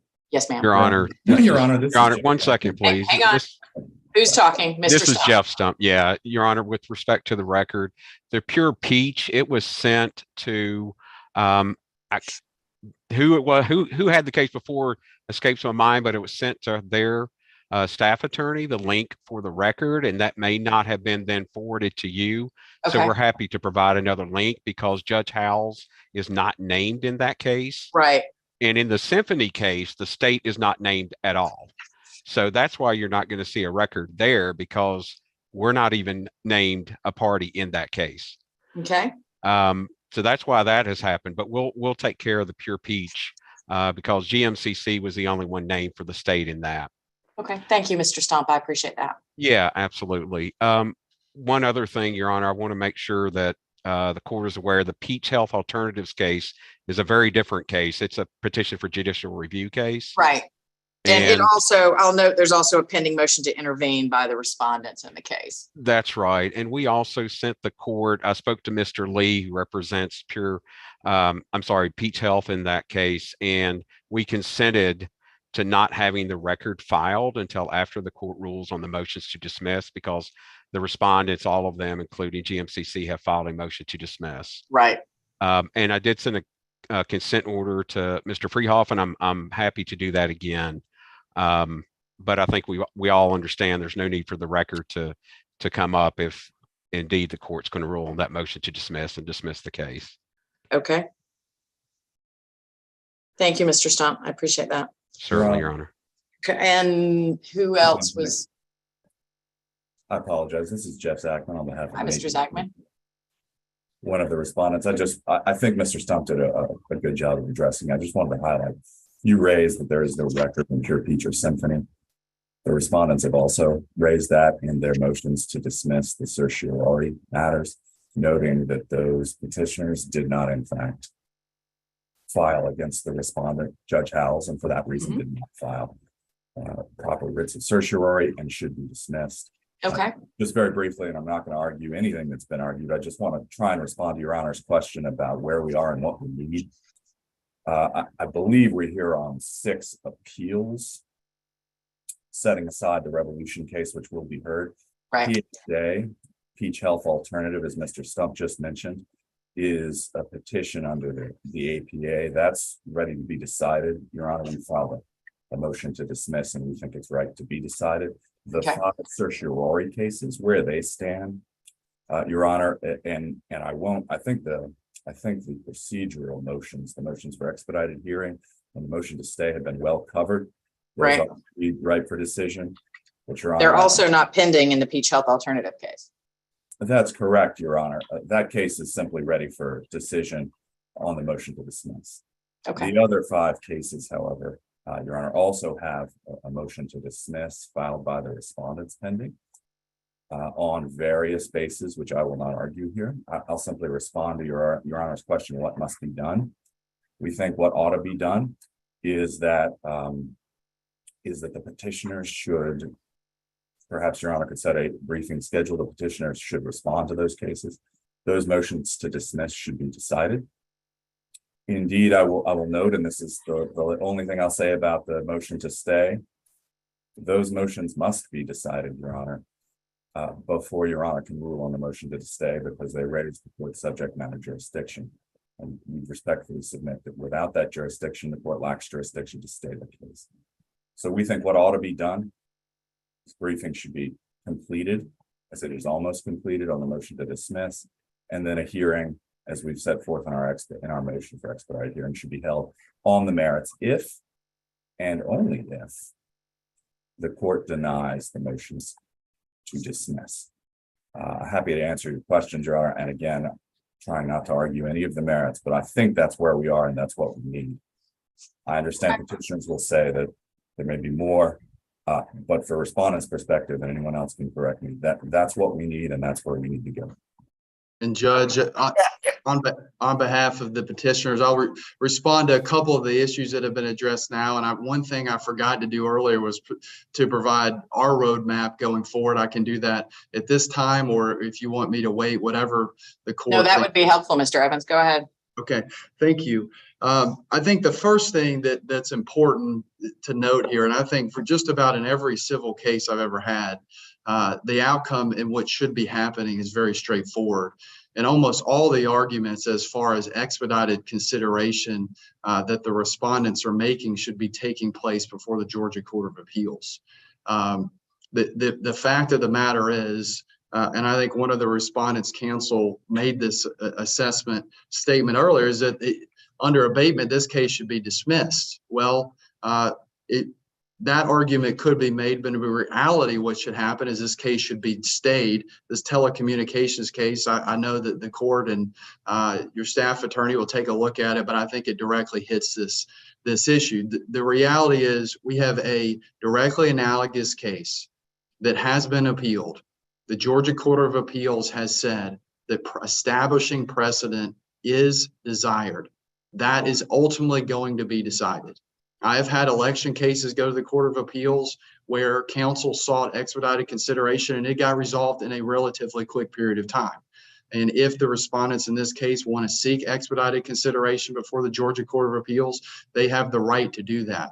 But what we have to be very, very careful of is if this court goes forward in this case, the potential disruption that it creates disruption just like Your Honor made earlier, which is that if we get way out of the gate here and the Georgia Court of Appeals reverses, then the petitioners are going to go forward in our 50, 13, 19 cases, and all of the time, the money, the effort that we put forward in this case is going to be wasted.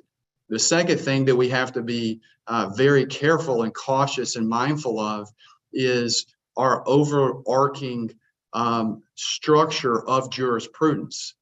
We are a common law country, which is based on appellate courts making decisions which bind lower courts. The U.S. Supreme Court is the highest court in the land. The Georgia Court of Appeals, or the Georgia Supreme Court, is the highest court in Georgia. The Georgia Court of Appeals is just below that. And right now we're sitting below the Georgia Court of Appeals.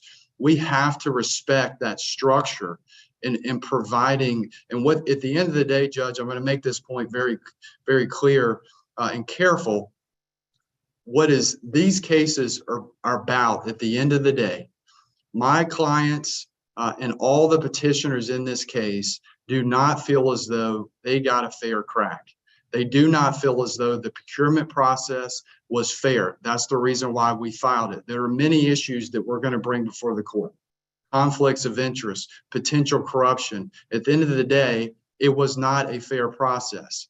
My clients, me included, don't feel that the administrative process was fair. It was a flat line. No evidence was really submitted other than simple affidavits. A final decision was made denying every single one. Now they seek to pursue the venue of their choice, filing the 501319s, which they're allowed to do under Georgia law in each of the counties in which they're going forward. And now suddenly that is taken away from them. They're pursuing their appellate rights, the Georgia Court of Appeals, as they're entitled to do. And now potentially the respondents are trying to take that away from them. Well, let me interrupt you for just a minute and make this point, right? Because I feel like we need to move on because I have a courtroom full of criminal defendants talk about the important work of the courts, that we need to address this issue for the citizens of Georgia who want access to this medication. But I also need to deal with my criminal defendants. And we also have a motion to unseal the record that has been made. And I appreciate the representations that have been made by everyone. And I appreciate, Mr. Evans, your point about the Court of Appeals. But at the end of the day, what the Court of Appeals is going to answer is the APA appellate procedure the applicable appellate procedure, or is the writ of certiorari the applicable appellate procedure? Either way, a superior court is going to be sitting as the appellate court, reviewing the underlying decisions that were made in the protest. And Your Honor, I'm sorry to interrupt you, but I feel like you've been misdirected on that question. That is not what the Court of Appeals will decide. If you look at 501319, the Administrative Procedure Act, what it says is that the statute itself says the APA does not limit utilization of or the scope of judicial review available under other means of review, redress, relief, or trial de novo provided by law. We all need to be clear. There is not going to be any circumstance in which the Court of Appeals says the APA was the exclusive mechanism. I didn't mean to imply that there was, nor do I believe that there was. What I expect the Court of Appeals will say is either the APA applies or doesn't apply. And if the APA applies, then there is discretion in the body of the petitioner, potentially in where they seek their appellate review. That's my understanding of the issue. That's why I was pointing out to Mr. Evans that ultimately the Court of Appeals will say, if the APA applies, here are your choices for appellate review. If the APA doesn't apply, you have limited choices of your appellate review. Either way, a superior court in this state, not the Court of Appeals, is going to be called upon to review the substance of these appeals. And so what I have to figure out is if it's my job to do that, or if I need to wait and see what the Court of Appeals says and let the plaintiffs, or the petitioners, I should say, decide what forum they pursue that vindication of their appellate rights in the Superior Court. That's what I understand the issue to be on either side. I think I agree with all of it, with the caveat that the case that Mr. Evans has cited to you in section 925 of the Georgia Code makes clear that when they pursue simultaneous or multiple forums for the relief, it's the defendant that gets to choose, not the petitioner or the plaintiff. And I think that's why we are so exercised about continuing to use this action to stay the appeal, because we are the ones who get to choose, even if they're right that the APA is an available appellate avenue for them. We get to choose since they pursued both. And that's really the reason why we say, fine, go forward in this court while your appeal, pens, but we are choosing this court. Okay.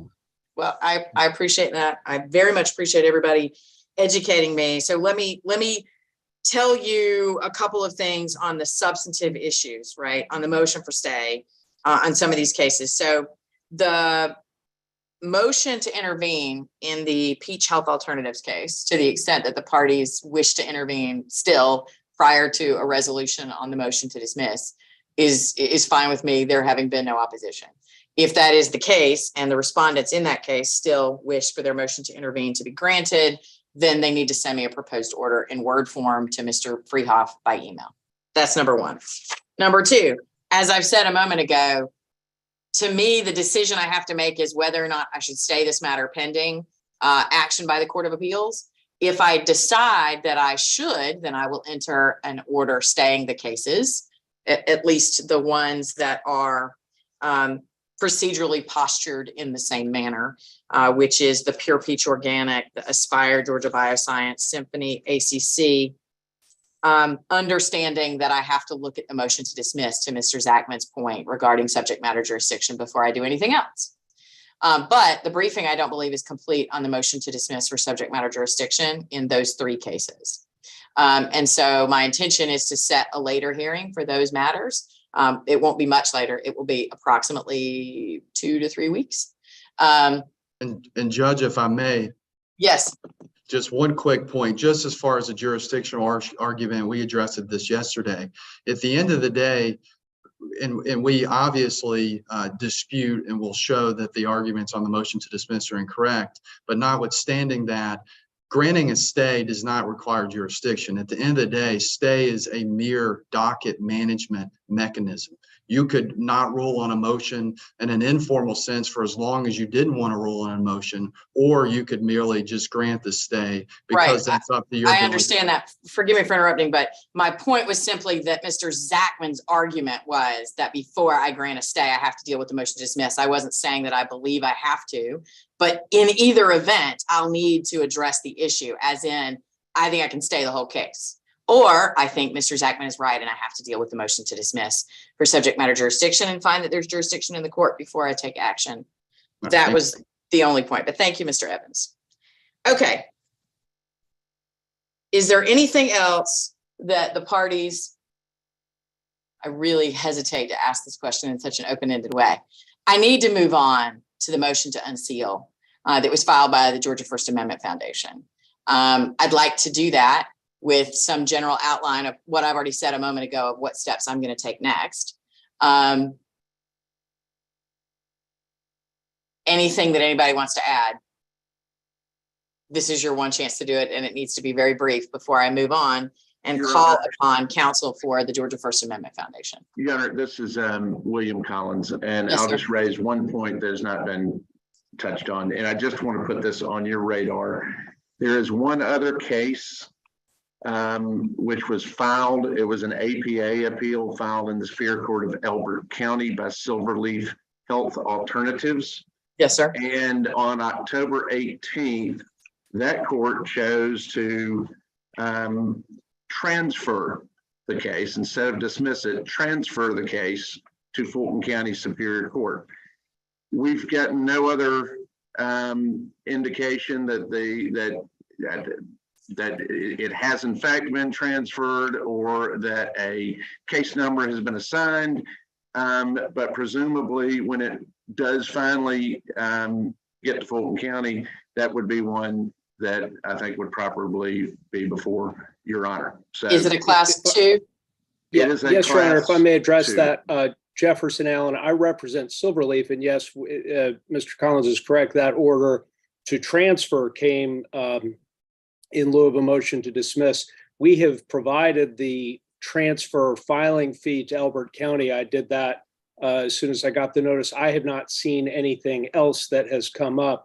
I will follow up with Elbert County on what they have done to prepare the transfer, but I agree that if it does get transferred to Fulton County, it would be appropriate for it to be consolidated with your actions. Okay, and you said the lead petitioner in that case is the Silverleaf Company? That's correct. Okay, thank you, Mr. Allen. Okay, anything else before I move on?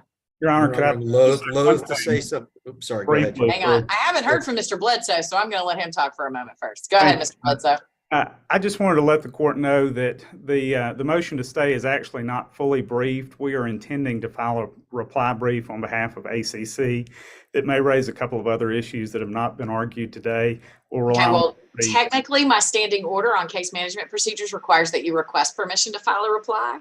Now, you don't have to file a motion to file a reply. You can just send an email. And if you're asking me now, that's probably going to be fine too, but just so you know. We respectfully request to be able to file a reply, Your Honor. Okay, go ahead. Okay. Anything else, Mr. Bledsoe? That's it. Okay, Thank you. no problem. Was there someone else that had started to speak? Was that Mr. Lee?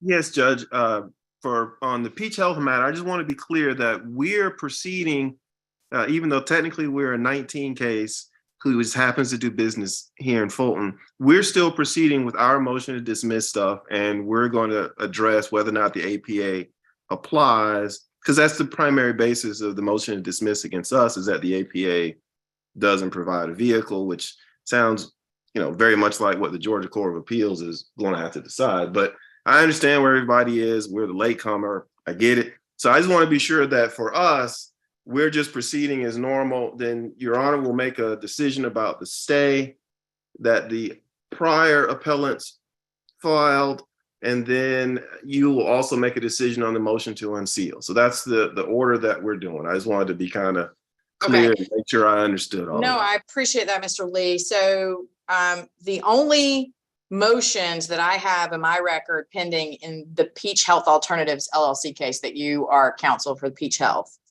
is a motion to intervene filed by the prospective licensees, and the motions to dismiss for lack of subject matter jurisdiction filed by the GAMCC. Yep. Okay. I'm with you, Judge.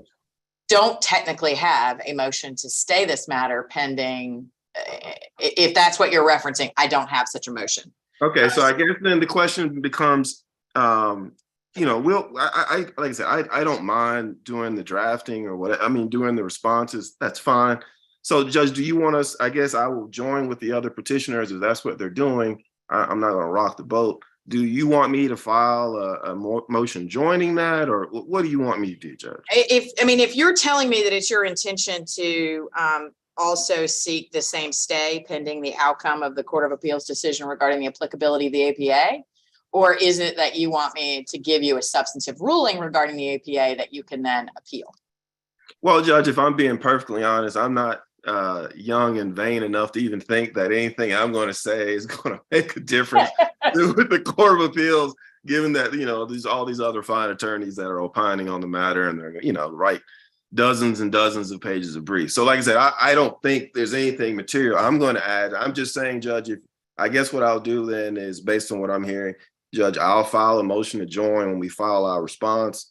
Okay. And then, like I said, Judge, if you stay it, you stay it. That's fine. If not, then, like I said, we'll keep rolling. Because like I said, to me, getting an opinion from you, Judge, that then either kicks one of us one way or the other into the Court of Appeals mess doesn't change anything. We're right. Okay. We're in the same waiting around boat. So, right.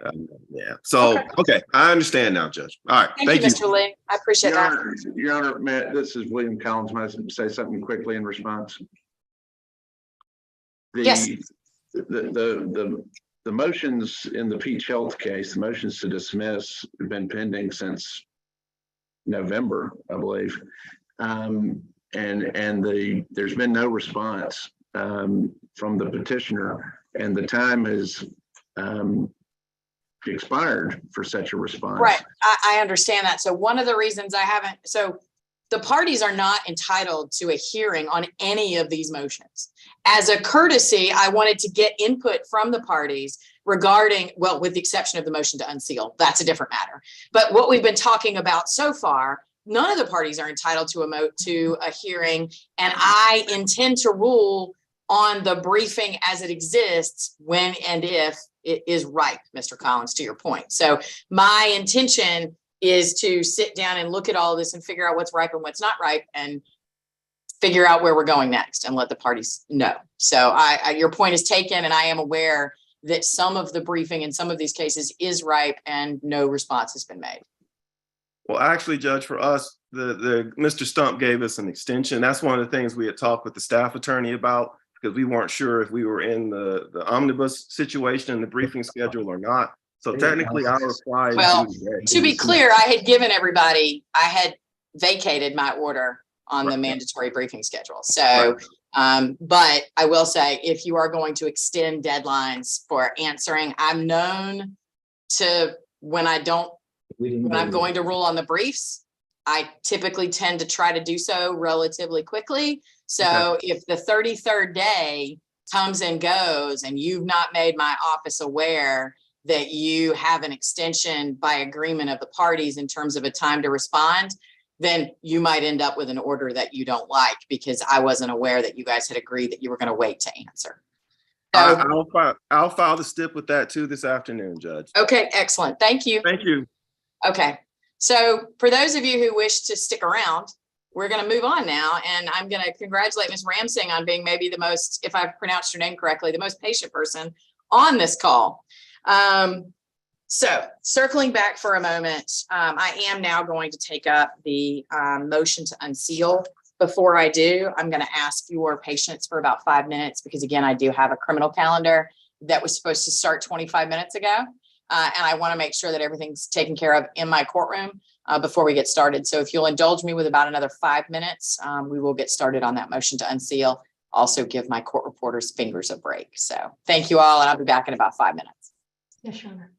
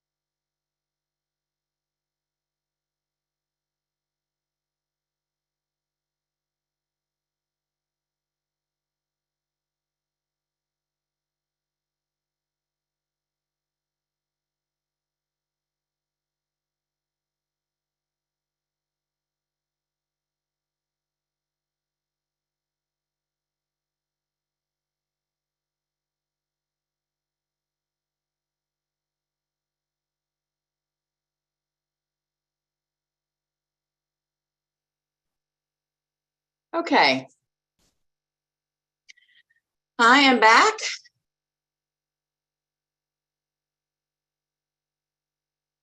Ms. Taylor, are you back?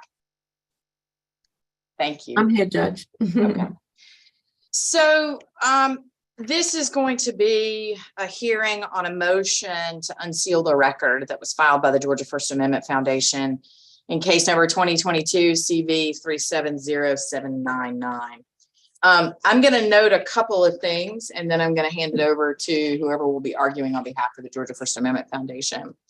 Number one is that I have reviewed the order that was entered by Judge Howells.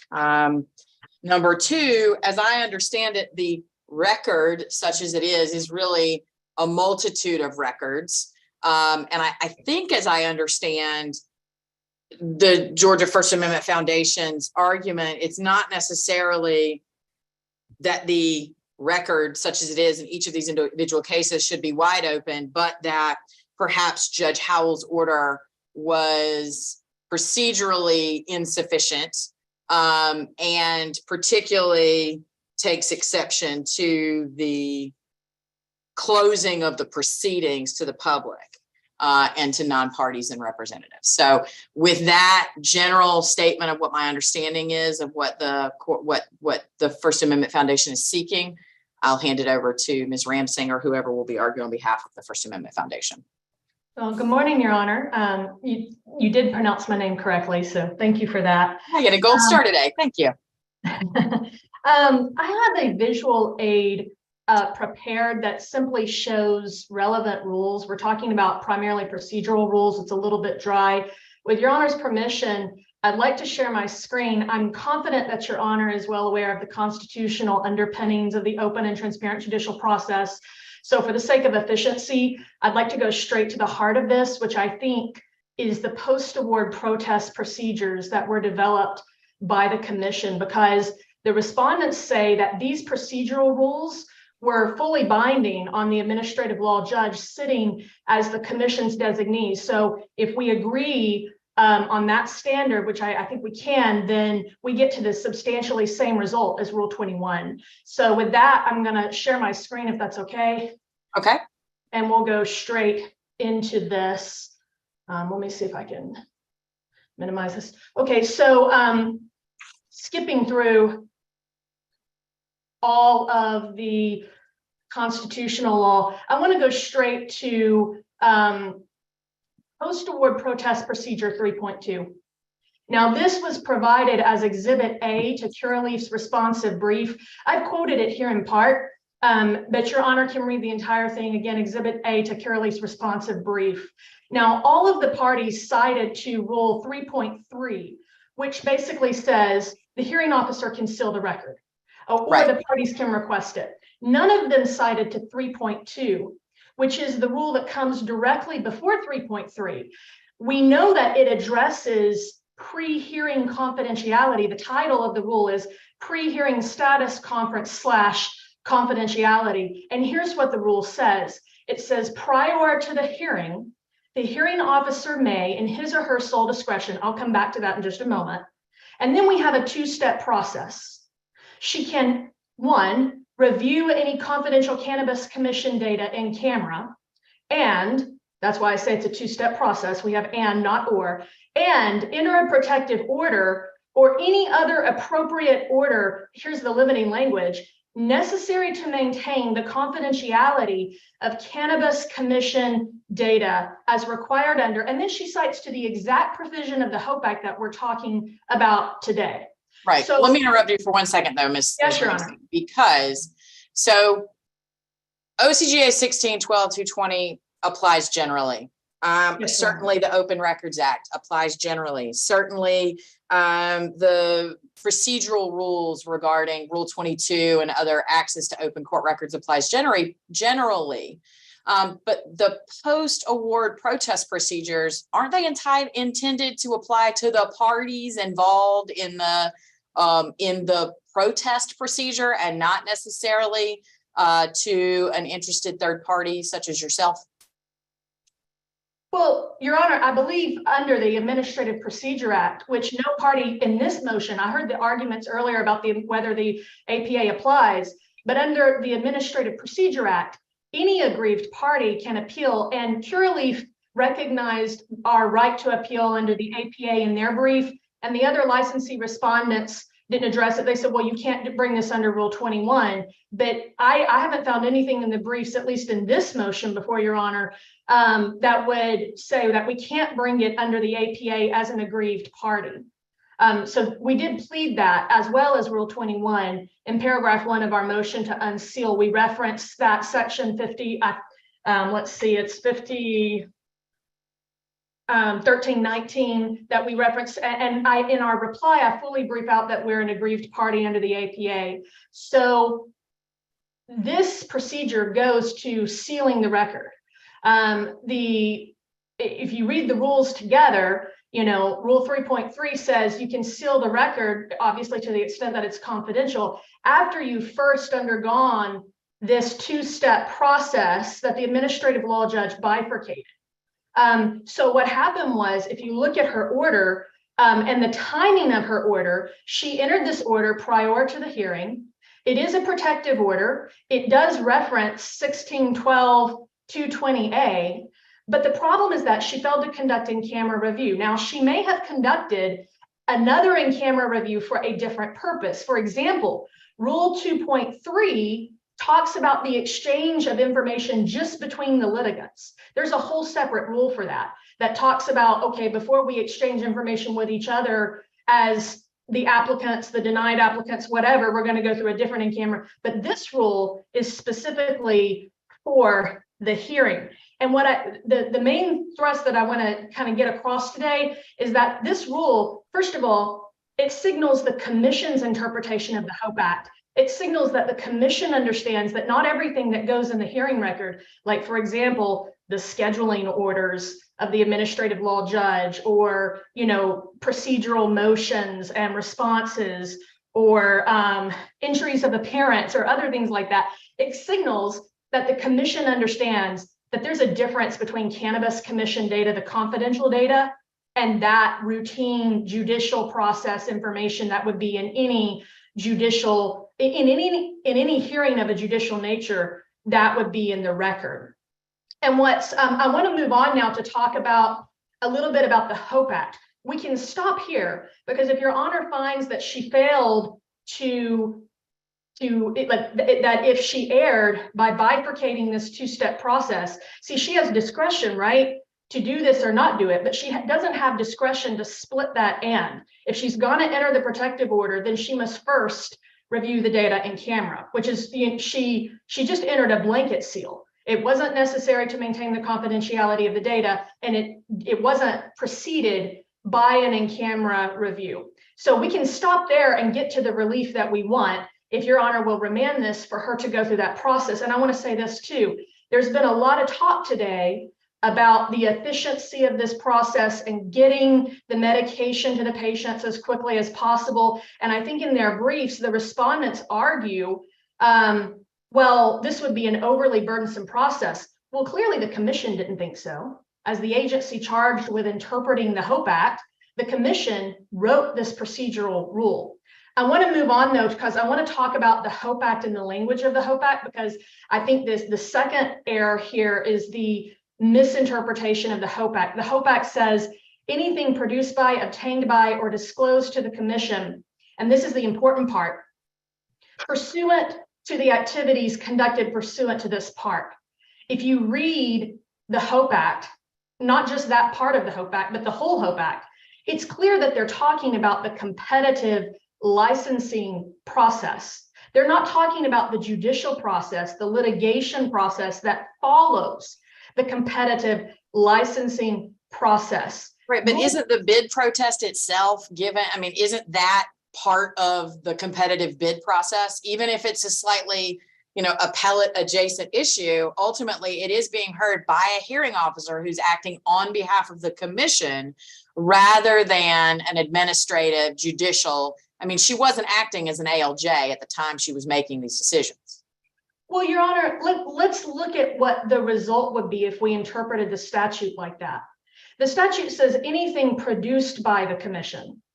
Well, if the I think you're right that would be the respondent's argument, that the judicial process is included in that pursuant to the activities conducted pursuant to this part. But if that's the case, then I'm shocked that they filed as an attachment to their brief the post-award protest procedures, which were produced by the commission as part of the process. I'm shocked that they didn't object when I filed as an attachment to my brief, the motion to unseal and the opposition to it, both of which I guess I'm assuming are now in the sealed record. And it's because their legal instinct tells them there's a distinction between the judicial process and the licensing process. I want to pop back here for a second because there's some case law that can guide us. The presumptive right of access begins when a judicial document is filed. And then we have case law that says an administrative hearing is judicial when, and then there are 5 factors, all of which that we've met, right? And then we have opinions from administrative law judges here at the bottom that say that Georgia's interest in public trials that are open to the press and public extend to proceedings before administrative law judges. So everything that we have already existing in Georgia case law and in statute points to the fact that when the legislature talks about the activities conducted pursuant to this part, we all understand that absent plain language in the statute that would provide for sealing judicial records, they're talking about a competitive licensing process. And now here's the catch-22. The foundation, of course, doesn't know what's in the record, right? Because it's sealed. But here's a quote from one of the medical cannabis companies. They filed this in response to the opposition to seal, and it's attached as Exhibit B to our motion to unseal. And I'll provide these slides to Your Honor and all the parties when we're done. But it says, aside from the initial protest and application, none of the filings in this case, they're talking about the protest, have ever been submitted to, much less produced by the commission. And the initial protest and application were voluntarily hosted on the commission's website by the commission.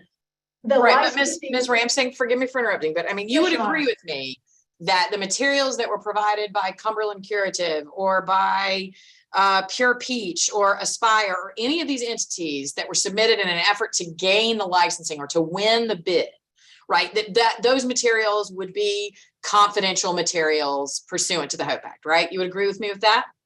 Yes, Your Honor. Okay, so by extension, the protest process, as I understand it, is essentially these entities who submitted all these materials and were potentially given the opportunity upon request to review the materials on which the commission made their decision. It's all the same stuff, right? It's all the trade secreted business plan financials of the entities that were submitted to the commission in order to get the licensing. So how does it, simply because the license has now been provisionally granted, right? There's been a decision made as to who gets it so that you can begin this protest process. How does that change the fact that the main scope of the documentation, including the quasi-judicial, and I'm not meaning to use that term as a legal term of art in this moment, but that what looks like judicial filings, briefing, contains, I mean, they're rife with substantive references to those same trade secreted and confidential information that the Georgia HOPE Act clearly intended to be kept confidential. So, Your Honor, first of all, I think we're on the same page. I think that substantially, if this were remanded and the administrative law judge were looking at this, I think that the end result would be that a substantial amount of this information would be private. I disagree that all of it would be private because, for example, they were allowed to submit briefs. Well, legal citations, statutes, pure legal arguments, you know, like I said, scheduling orders, preliminary matters ruled upon by the administrative law judge that go to the administration of justice and not to their secret sauce, their business formulas and things like that. You know, for example, when they posted these applications online, the commission's posted applications online, the parties redacted the professional biographies of the medical cannabis company CEOs, which I'm assuming we could find on LinkedIn. You know, copies of the written protest, were voluntarily hosted on the commission's website by the commission.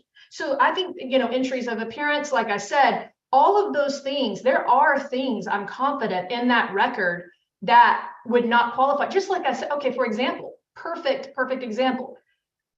I attached to my brief the motion to seal the record. Well, that motion talks about the HOPE Act and it says we should seal the record. It's a pure legal argument. There's no secret sauce there. There's no trade secrets or drawings or depictions there. There are things in the record. The question of whether we get most of the record, that I'm not here to argue that we should get a certain percentage of the record produced to us. What I'm arguing is that this process that was developed by the commission and their interpretation of the HOPE Act indicates that there are going to be some things in this hearing record that are not confidential data, that are not trade secret in nature. And those are the things that need to come in. And it also indicates that they expected the hearing officer to make this in-camera review. And instead of doing that, she said, no, I'm just going to enter a protective order because that's easier. Well, let me ask you this, Ms. Ramsing. So the original briefing, right, that came from the First Amendment Foundation talked about the Open Records Act. It talked about, certainly there's briefing regarding the administrative rules of procedure that apply to the administrative law judge, administrative procedures. And then, of course, the HOPE Act and its provisions, as well as Rule 22. So now what I think I'm hearing, so as I understand the respondent's position on this is that all of that sounds great, but this court doesn't have the authority under any of those rules because none of those rules apply to this post-award bid protest procedure because it's not an administrative, quasi-judicial administrative proceeding. It's not a court proceeding under Rule 22. And so am I understanding correctly that your position is that not that you're necessarily conceding that argument by the respondents, but that even if none of those procedures apply, that the internal post-award protest procedures would mandate a remand for her to conduct essentially the same substantive review? That's exactly what I'm saying, but I do want to take issue with one thing. Okay. They said that the administrative rules of procedure didn't apply at all to this. That was stressed very much, I think, in the licensee respondent's brief.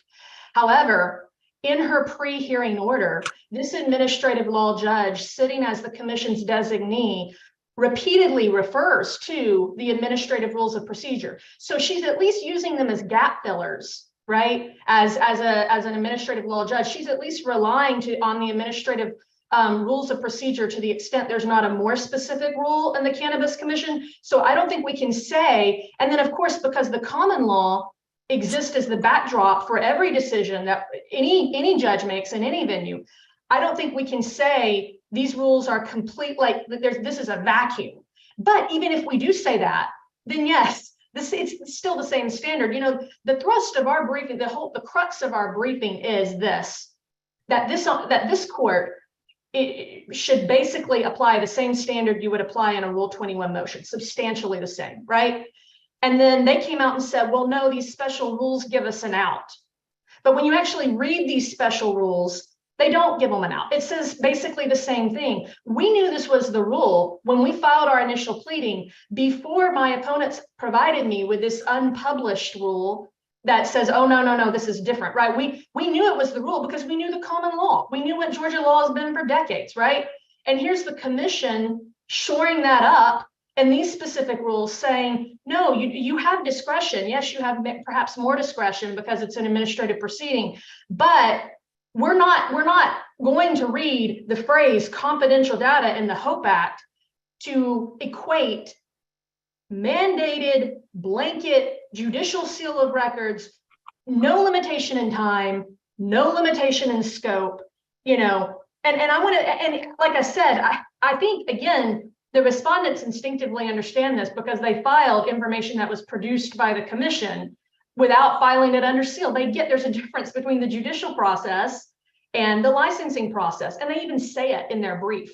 On page 3 of the licensee respondent's brief, they argue, they say, pursuant to the HOPE Act, anything provided to or received from the commission pursuant to the licensing process is deemed to be confidential data. And they go on and they talk about how important all of their, secrets are and all. I think this is obvious, but the foundation is not a medical cannabis company, and we're not in the interest of competing with them. We have no interest in their trade secrets or their business formulas.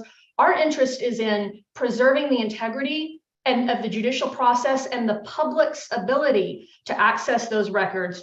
Our interest is in sticking to constitutional principles that take us farther away from star chamber proceedings when we're talking about the production and licensing of a controlled substance that's going to affect tens of thousands of Georgia patients, that affects the taxpayers, billions of dollars of lucrative government contracts. So yes, Your Honor, it is very highly likely that, if this is remanded and it comes back to us, we're going to get a very small amount. But for example, the same thing happened with the applications. The commission posted their applications for the licenses online. Now, 99% of those applications are redacted, but there are pieces of that application that were not redacted and they were posted online because that's what we do. If it's not confidential, we provide it no matter how small it is, because it's part of ensuring the integrity of the process.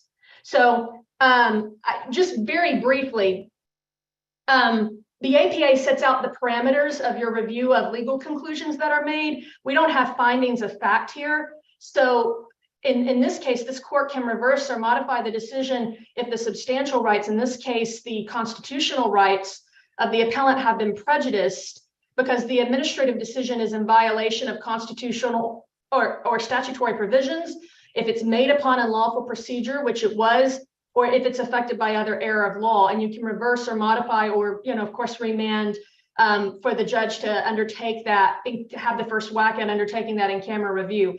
And again, I just want to say this in closing, that even if Your Honor agrees, and one case that we cited to was the Blau case that talks about redaction. The Blau case dealt with a very broad statute, the Secrecy Act, that says any documents containing this information, right? That's what the trial court found. The trial court said, okay, well, this means any documents that contain somebody's social security number have to be, covered. And the Court of Appeals came behind and said, no, that's not what that means at all, right? It's, you have to provide, you have to narrowly construe any exemption to this broad constitutional access. And in this case, even though the HOPE Act is written, I would concede very broadly, it's not written so broadly that we can't get those, run-of-the-mill, anything that isn't, again, confidential Cannabis Commission data. And so,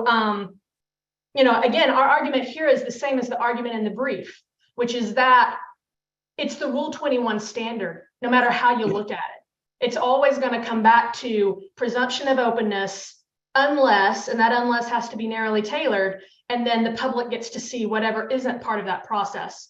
I'm not sure how that's a threat to any party, because we're not asking, they're asking for a blanket seal. We've never sought blanket access.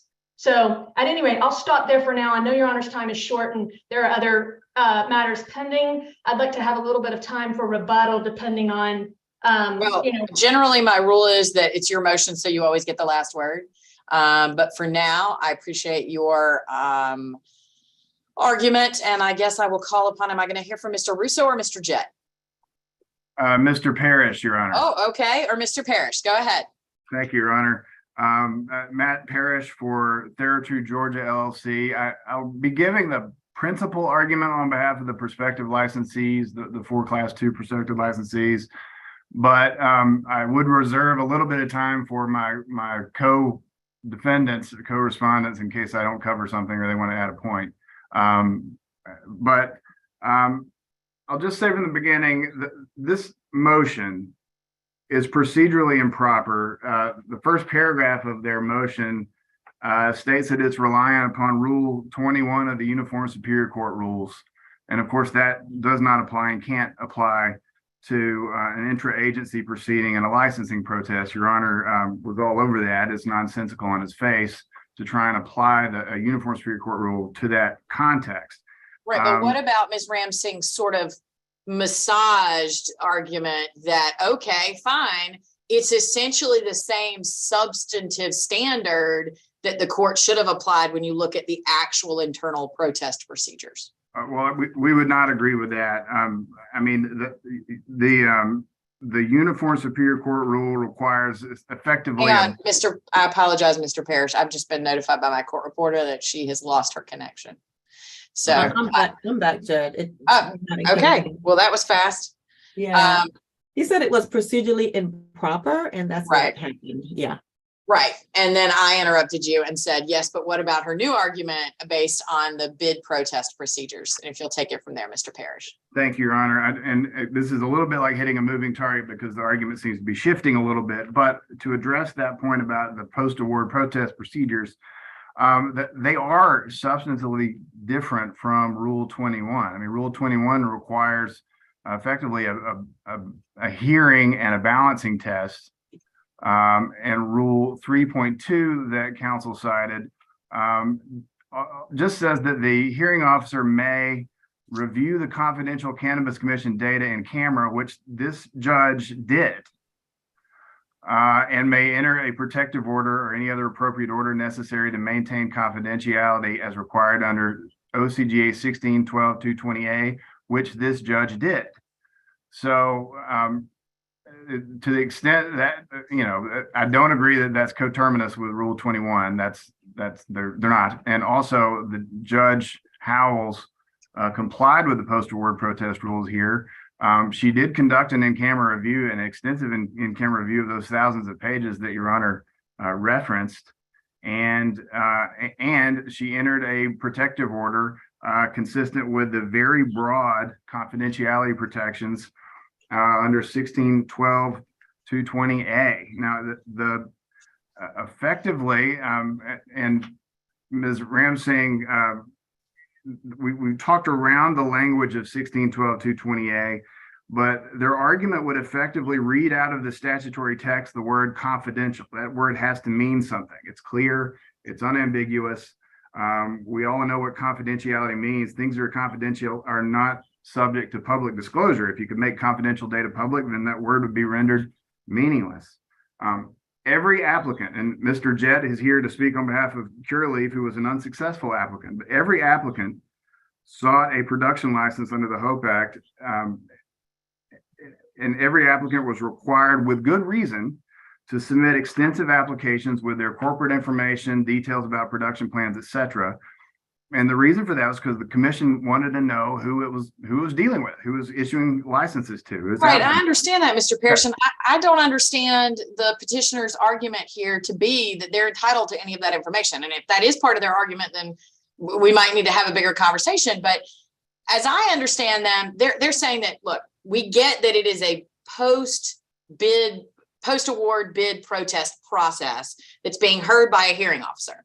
But because she is an ALJ, it is structured very much like a quasi-judicial proceeding in that, there's a docket and there's been briefing filed and all this stuff. And that, as I understand the petitioner's argument, it's that there are lots of things in that file that would not meet the minimum definition of the word confidential, certainly not in the context of the HOPE Act. And that the judge never made that assessment in this case. Now, whether she was required to legally or not is a different question. But as I understand the First Amendment's, the petitioner's argument, it's that she never made the assessment that every single thing in the post-award bid protest file was in fact confidential under the terms of the HOPE Act. Two things. I would say that Judge Howells by de facto made that determination, and it is consistent with the plain language of the HOPE Act, 16-12-220A, which says all working papers, recorded information, documents, and copies produced by, obtained by, or disclosed to the commission pursuant to the activities conducted pursuant to this part. We can talk about what this part means, but it means licensing, and licensing includes this hearing process. Right. And we've gone through the mechanics in our brief, but that is, I think Your Honor's on that issue. But all those working papers, all those documents produced by, obtained by, or disclosed to the commission shall be confidential data and shall not be subject to the Georgia Open Records Act. So two concepts there. It shall be confidential data and it shall not be subject to the Georgia Open Records Act. That's not Judge Howell speaking. That's not the commission speaking. That's the General Assembly making a policy determination, a legal determination that if we're asking these applicants to submit all this information, then there's going to be a confidentiality protection. It will be treated as confidential data by statute. And so that, I mean, Judge Howell's looked at that statute and interpreted it as broad as it is. The commission has filed motions to seal the record. They filed a motion to seal the record in the Pure Peach case. Judge Ingram has already entered motions to seal the record in the Class 1 cases in the Superior Court record, but there would be no principled reason to have a different ruling in this case on a motion to seal the record. It's the same process, same types of information, same statute. And if you're going to seal, if there's going to be a seal of the record in the Superior Court, then there'd be no reason to unseal the record in that was before the hearing officer in this agency. Now, this was an executive branch action. It's an agency. This is not a judicial process. It's quasi-judicial, but that's why it's quasi. It was an executive branch agency having an intra-agency process to hear a licensing protest pursuant to its rules, which are promulgated under the HOPE Act and its broad confidentiality protections. So all this reference to other law, to Rule 21, to the constitutionality provision, all that stuff that's beyond the scope of what was happening here. This is the HOPE Act, which governs and is the first thing to look at. And it contained this broad confidentiality language. Now, Ms. Ramsing mentioned the Blau case to say, well, okay, but it doesn't have to be so broad. But in that case, it's a totally different situation and a different statute with the Secrecy Act. Ms. Ramsing said it was a broad statute. That's incorrect. It was a narrow statute. In the Blau case, what happened was a reporter for the AJC was trying to get records from the Department of Corrections on the drugs it uses for lethal injections. And the Secrecy Act protected identifying information of the manufacturers. And identifying information was the term of art. The Georgia DOC refused to produce the records, saying we can't give you this under the Secrecy Act. And the Court of Appeals reviewed it and said, well, the limited nature of the protection of the Secrecy Act means that it may have been possible to produce the documents by redacting that identifying information, which isn't much, as names, addresses, phone numbers, etc., and produce the rest. That's a totally different statutory scheme than what we have here, where everything submitted to the agency or produced by the agency shall be deemed to be confidential data, shall be exempt from the Open Records Act. That is much broader. That's a much broader statutory scheme. There is no basis to substitute, a trade secret analysis from maybe a narrower standard when you've already got the HOPE Act standard directly on point. Well, let me ask you a question. So, Mr. Parrish, let's say for the moment that I agree with you generally, right? That the initial briefed argument from the Georgia First Amendment Foundation is probably not the right place to go because this is a hearing officer acting on behalf of a commission, et cetera. And so it doesn't squarely implicate the publication rules for the administrative courts or for the superior courts. So let's say I agree with you. What I haven't heard yet, though, is that Ms. Ramsing and I know you said it's a little bit of a moving target, but Ms. Ramsing's argument is that even under the internal bid protest rules, that Judge Howells should have conducted a review of the entire record or made some finding that she believed all of it was confidential under the terms of the Georgia HOPE Act, and that she failed to do so. And so under that analysis, even if Judge Howells comes to the same conclusion, she got there procedurally not the right way, and at the court, this court should send it back to her and have her do it again. Well, I would say I disagree with the contention that she didn't conduct an in-camera review of the entire record. Well, she doesn't say she did. I mean, her order says that the matters, which presumably would mean the matters she had just identified immediately previously, which are the various docket numbers for Cumberland, Aspire, Peach State, et cetera, that those matters are exempt from open records, which seems to track the HOPE Act probably correctly, and I don't necessarily think is implicated here necessarily. But then she says that all of those matters have been designated as confidential, and that anything submitted or filed is not subject to open records, will not be publicly disclosed, and all the hearings will be closed to the public and to non-parties. And she did that, at least I think I understand from the petitioner's position, she did that without saying she had reviewed it and found it all to be confidential. Maybe you're saying that she necessarily must have implicitly done so, number one.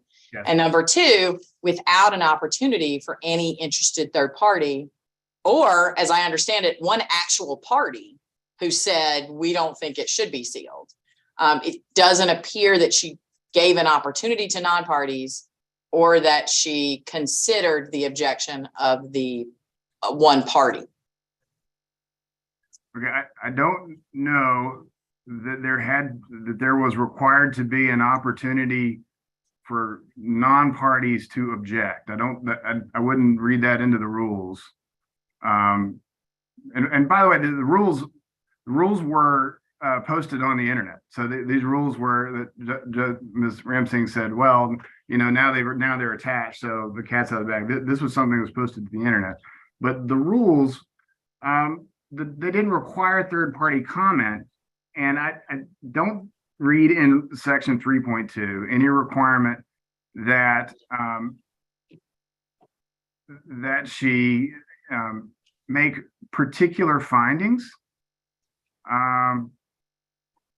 She has to, in her sole discretion, review any confidential data in camera and enter a protective order or other appropriate order necessary to maintain the confidentiality of the Cannabis Commission data as required under 1612-220A. She did both parts of that rule. So I dispute that she didn't comply with the rule because of, you know, some magic words that the First Amendment Foundation might contend, you know, should have been in a more fulsome order. I mean, she effectively made that finding. Well, and I'll ask you the same question I just asked Ms. Ramsing when she started her argument. Is it that the bid protest, the post-award bid protest rules are rules that govern the conduct of the parties to the protest, and that are not generally applicable in the same way that the Open Records Act would be generally applicable, that the Uniform Superior Court rules or other rules requiring disclosure in certain circumstances? And I'm not sure I understand the question. When you say it's applicable to only the parties to the protest, I mean, these were rules applicable to protests filed by unsuccessful applicants. I guess what I mean is if the Uniform Superior Court rules clearly applied here, and nobody's going to argue that this non-party doesn't have the right to attempt to vindicate and insert itself. But if none of those rules apply, which is what I understand the respondent's position to be, yes, right, then the best argument is that Rule 3.2 or 2.3, I keep getting them backwards, sets a procedure that this judge didn't follow. But if that procedure is only intended to govern the operations of the parties to the protest, i.e. the commission, the provisional award recipients, and the protesters, then the First Amendment entity doesn't have any standing to assert a privilege or a right to vindicate under that procedural rule. That's really sort of my question. I agree. I could not have said it better myself, Your Honor. There's nothing in the protest rules, the statute, the commission rules that would give third parties stand. I mean, there's just no basis for that. These were rules that were promulgated by the commission and binding upon the prospective licensee, and by definition, in the definition section, on the prospective licensees and the protesters, however they're defined in the rules, but and not on anyone else. It's not, again, this is not a court. It's not a public, well, I mean, it's not a court proceeding. And so it just isn't the same thing as saying, well, it's analogous to Rule 21. Okay. Thank you, Mr. Parrish. I think you said that there were some other parties that I might hear from on behalf of the respondents generally. There may be. I wanted to give him the opportunity, and then I think Mr. Jett's going to speak for his own client, I bet. Okay. Yeah, thanks, Mr. Parrish. Thank you, Your Honor. It's good to be with you. You've had quite a morning. And I have quite an afternoon. You guys you do. Understand, I got to go do a criminal calendar, and then I got to go deal with Marta and pretrial conferences some more. So I got a whole day. Go ahead, Mr. Jett. I get it. I'm going to deliver some welcome news, I think, which is I don't think we have anything at all to say. My colleague, Ms. Conger, was planning to speak for us, but I don't believe we have anything to add. Is that right, Ava, Ms. Conger? That's right. That's right, Your Honor. We don't have anything additional to add on behalf of Curaleaf. Okay, thank you. Anybody else on behalf of the respondents before I allow Ms. Ramsing to have her promised reply? Okay, go ahead, Ms. Ramsing. Okay, just very briefly, Your Honor, on this issue of the moving target, they provided these rules to us in their brief. Upon my information and belief, they were unpublished. I did search the commission's website. I couldn't find them. They may very well be there. It's just that I'm sure they're in some obscure corner. Navigating a state website, right? Exactly. It's a little bit difficult. So we based our fundamental argument on the common law and the constitutional principles that are publicly available to all litigants that have been the standard for decades. And I disagree that those are irrelevant, that the HOPE Act eradicates the Constitution, that it eradicates centuries of common law that talk about the judicial process, not a venue, not a forum, but the judicial process, that it is open to the public. I want to move briefly and talk about her order. I'm going to share my screen once more, if that's okay, just so I can pull up her order here. So I have it right in front of me as well. So okay, thank you. Her order here. First of all, it doesn't say, as you point out, that she performed in camera review. I think there may have been some confusion here because, for example, this is Rule 2.3 up here on my screen, right? And this is the rule that talks about the exchange of information between the parties. And it gives the hearing officer the authority to conduct in-camera review for that purpose, just for them to exchange information between themselves. That's a different purpose than the in-camera review of 3.2. So part of the problem with her order is if she performed an in-camera review, which we're taking their word for it that she did, because of course it's all sealed and it's all private and we have no idea what happened. But let's say that she did perform an in-camera review. This order doesn't reveal whether that was for the purpose of the parties sharing information between each other or whether it was for sealing the record. Also, the order, as broadly as it's written, it relies solely on the HOPE Act, the provision of the HOPE Act, the same provision that's addressed in 3.2, and it arguably addresses future records and future things that she couldn't have had the chance to look at yet. It's an extremely broad blanket seal order. So that's, that goes to the order. The other thing is that they point out that shall be confidential data. Well, we know, of course, that during the course of litigation, there are all sorts of things that are confidential that become made public in litigation. In fact, we cited the law in our brief where the courts acknowledge that there are things, and I'm not suggesting that there should be a free-for-all for that which is confidential data. What I'm saying is the phrase shall be confidential data does not, in its plain language, say mandates a blanket seal. Those aren't the same words. And the legislature knows how to use the words judicial seal. They've used them in tons of other statutes. It's not the same thing. I think it goes to the weight. In this case, we have a procedural rule that says, okay, you can enter a protective order for what is confidential data, but the plain language of the HOPE Act doesn't mandate that. Even if we go with the procedural rules and say, okay, well, the procedural rules get us to the same place because it says you can seal confidential data. Again, still, we have no assurance that the in-camera review that was performed for that purpose. Because the order is written so broadly.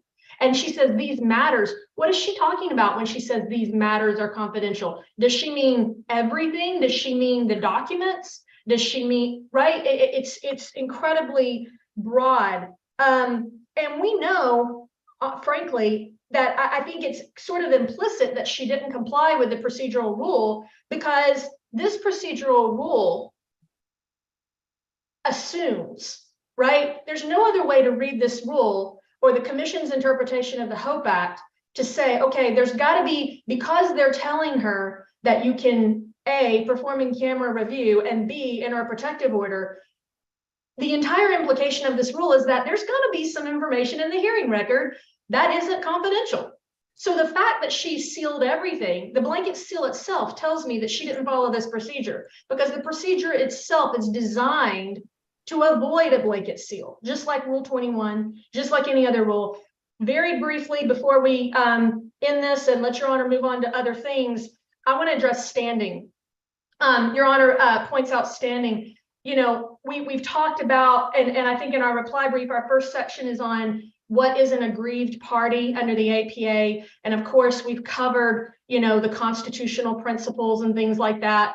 And we covered, I think, very fully, you know, the facts of the foundation, who we are, journalists, media law attorneys who are requesting access to these records and our constitutional right to get them. But I want to point Your Honor to two specific cases, well, really one specific case, Undisclosed LLC versus State. It's a 2017 Georgia Supreme Court case in which the Georgia Supreme Court declared that everyone shares an interest in a transparent judicial process. We do have a legal interest in ensuring the transparent judicial process. I think we also cited to a 2022 case, Sons of Confederate Veterans versus Henry County Board of Commissioners, which holds that citizens, residents, and taxpayers enjoy standing to enforce public rights. That, combined with the procedural mechanism of the Administrative Procedure Act. We also cited a case law in our brief that talks about how you don't have to be a party to the underlying dispute. So let's assume for a minute that Your Honors take, let's say, okay, we didn't have the right to come in under these procedural rules while this thing was still at the APA. That doesn't matter. The Administrative Procedure Act says that even if you weren't a party to the underlying dispute, this is the case of Georgia Power Company versus Campaign for a Prosperous Georgia. Again, it's all in our reply brief. It's a 1985 case. Even if you didn't have standing in the original dispute, if you have been specially and adversely impacted by the decision, you have a right to appeal it under the APA. That's what the case law says. That's what the Administrative Procedure Act says. It's clear that we have a constitutional right. Every Georgia citizen has it to pursue the open and transparent judicial process. And again, you know, just, you know, in closing, the HOPE Act by its plain language, it doesn't allow for judicial sealing or for sealing of a judicial style record, records of a judicial nature. It doesn't contemplate that. The procedural rules do, but there's a process that has to be followed. It wasn't followed. We have no assurance that it was followed. Even if an in-camera review was performed, it could be for a variety of purposes that were not for sealing the record. And so, you know, we're asking this court essentially to modify, to not give us an open door to all of this confidential data. That's not the point. We just want basically anything short of a blanket seal with no limitation whatsoever that closes off, that makes these proceedings star chamber proceedings where there is absolutely no access at all to any records that would be, you know, available if we were right before Your Honor, right here on a Rule 21 motion, and we would be making these distinctions between, you know, okay, there's some things in this record that are not confidential Cannabis Commission data that aren't confidential. And so that's basically the relief that we're asking Your Honor for today, is for, you know, remand for the hearing officer to do what the commission asked her to do in the first place and what she failed to do as part of the process. Okay. Thank you very much. Ms. Ramsing, will you take down your screen share, please? Yes, Your Honor. Thank you. Thank you all very, very much.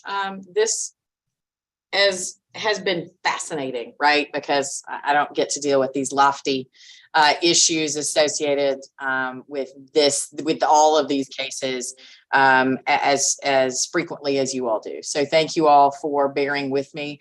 If some of my questions were a little bit simplistic, but I do appreciate the effort to educate me, the time that you've taken in the briefing. And I intend to give you guys a ruling as soon as I can, probably in the next week. It just depends on whether I start trial on Tuesday morning or not. And then I will get you a ruling as quickly as I can. Are there anything else that the parties need to bring to my attention, not substantively necessarily, but procedurally, while we are all here? Your Honor, go ahead, Vincent. I was going to, Your Honor, Vincent Rougeau, I was just going to raise one more point since in the rebuttal that was raised regarding standing. You know, even if they had an injury in fact, you still have to have traceability and redressability for standing.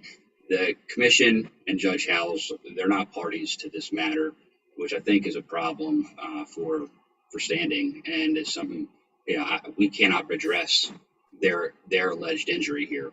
And as a result of that, I think that is still another problem for them in their standing. Okay, thank you, Mr. Russo. Ms. Ramsing, you get to respond to that.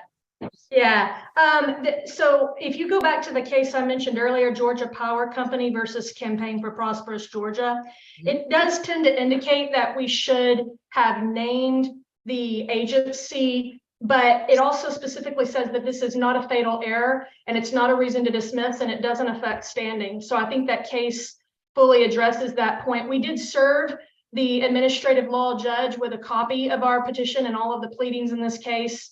And I don't also think that our remedy is against the judicial officer who issued a binding decree. It's decretal language, right? So we don't sue the judge for an order we didn't like. You know, which I'm very glad of. Thank you.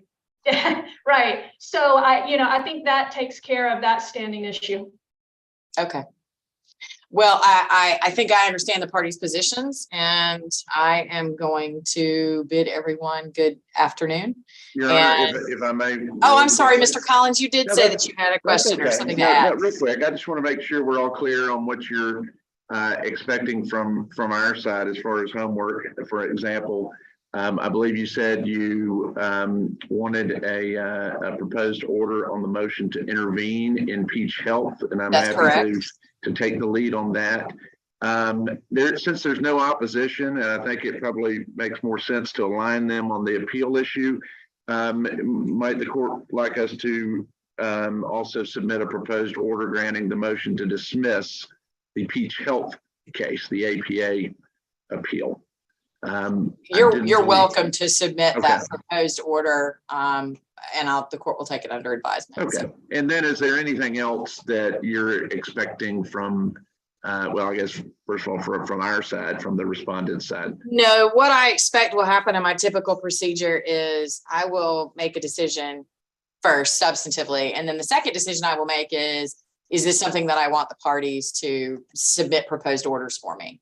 And if I do, then you'll be notified by email, look, this is what the court's going to do. Please submit a proposed order that reflects that ruling, and the court will edit. And then what I will do is edit it to make it reflect what I believe is what my ruling is to be. So, so I will notify you guys of what my ruling is, or I will issue an order just depending on what I decide to do. Okay.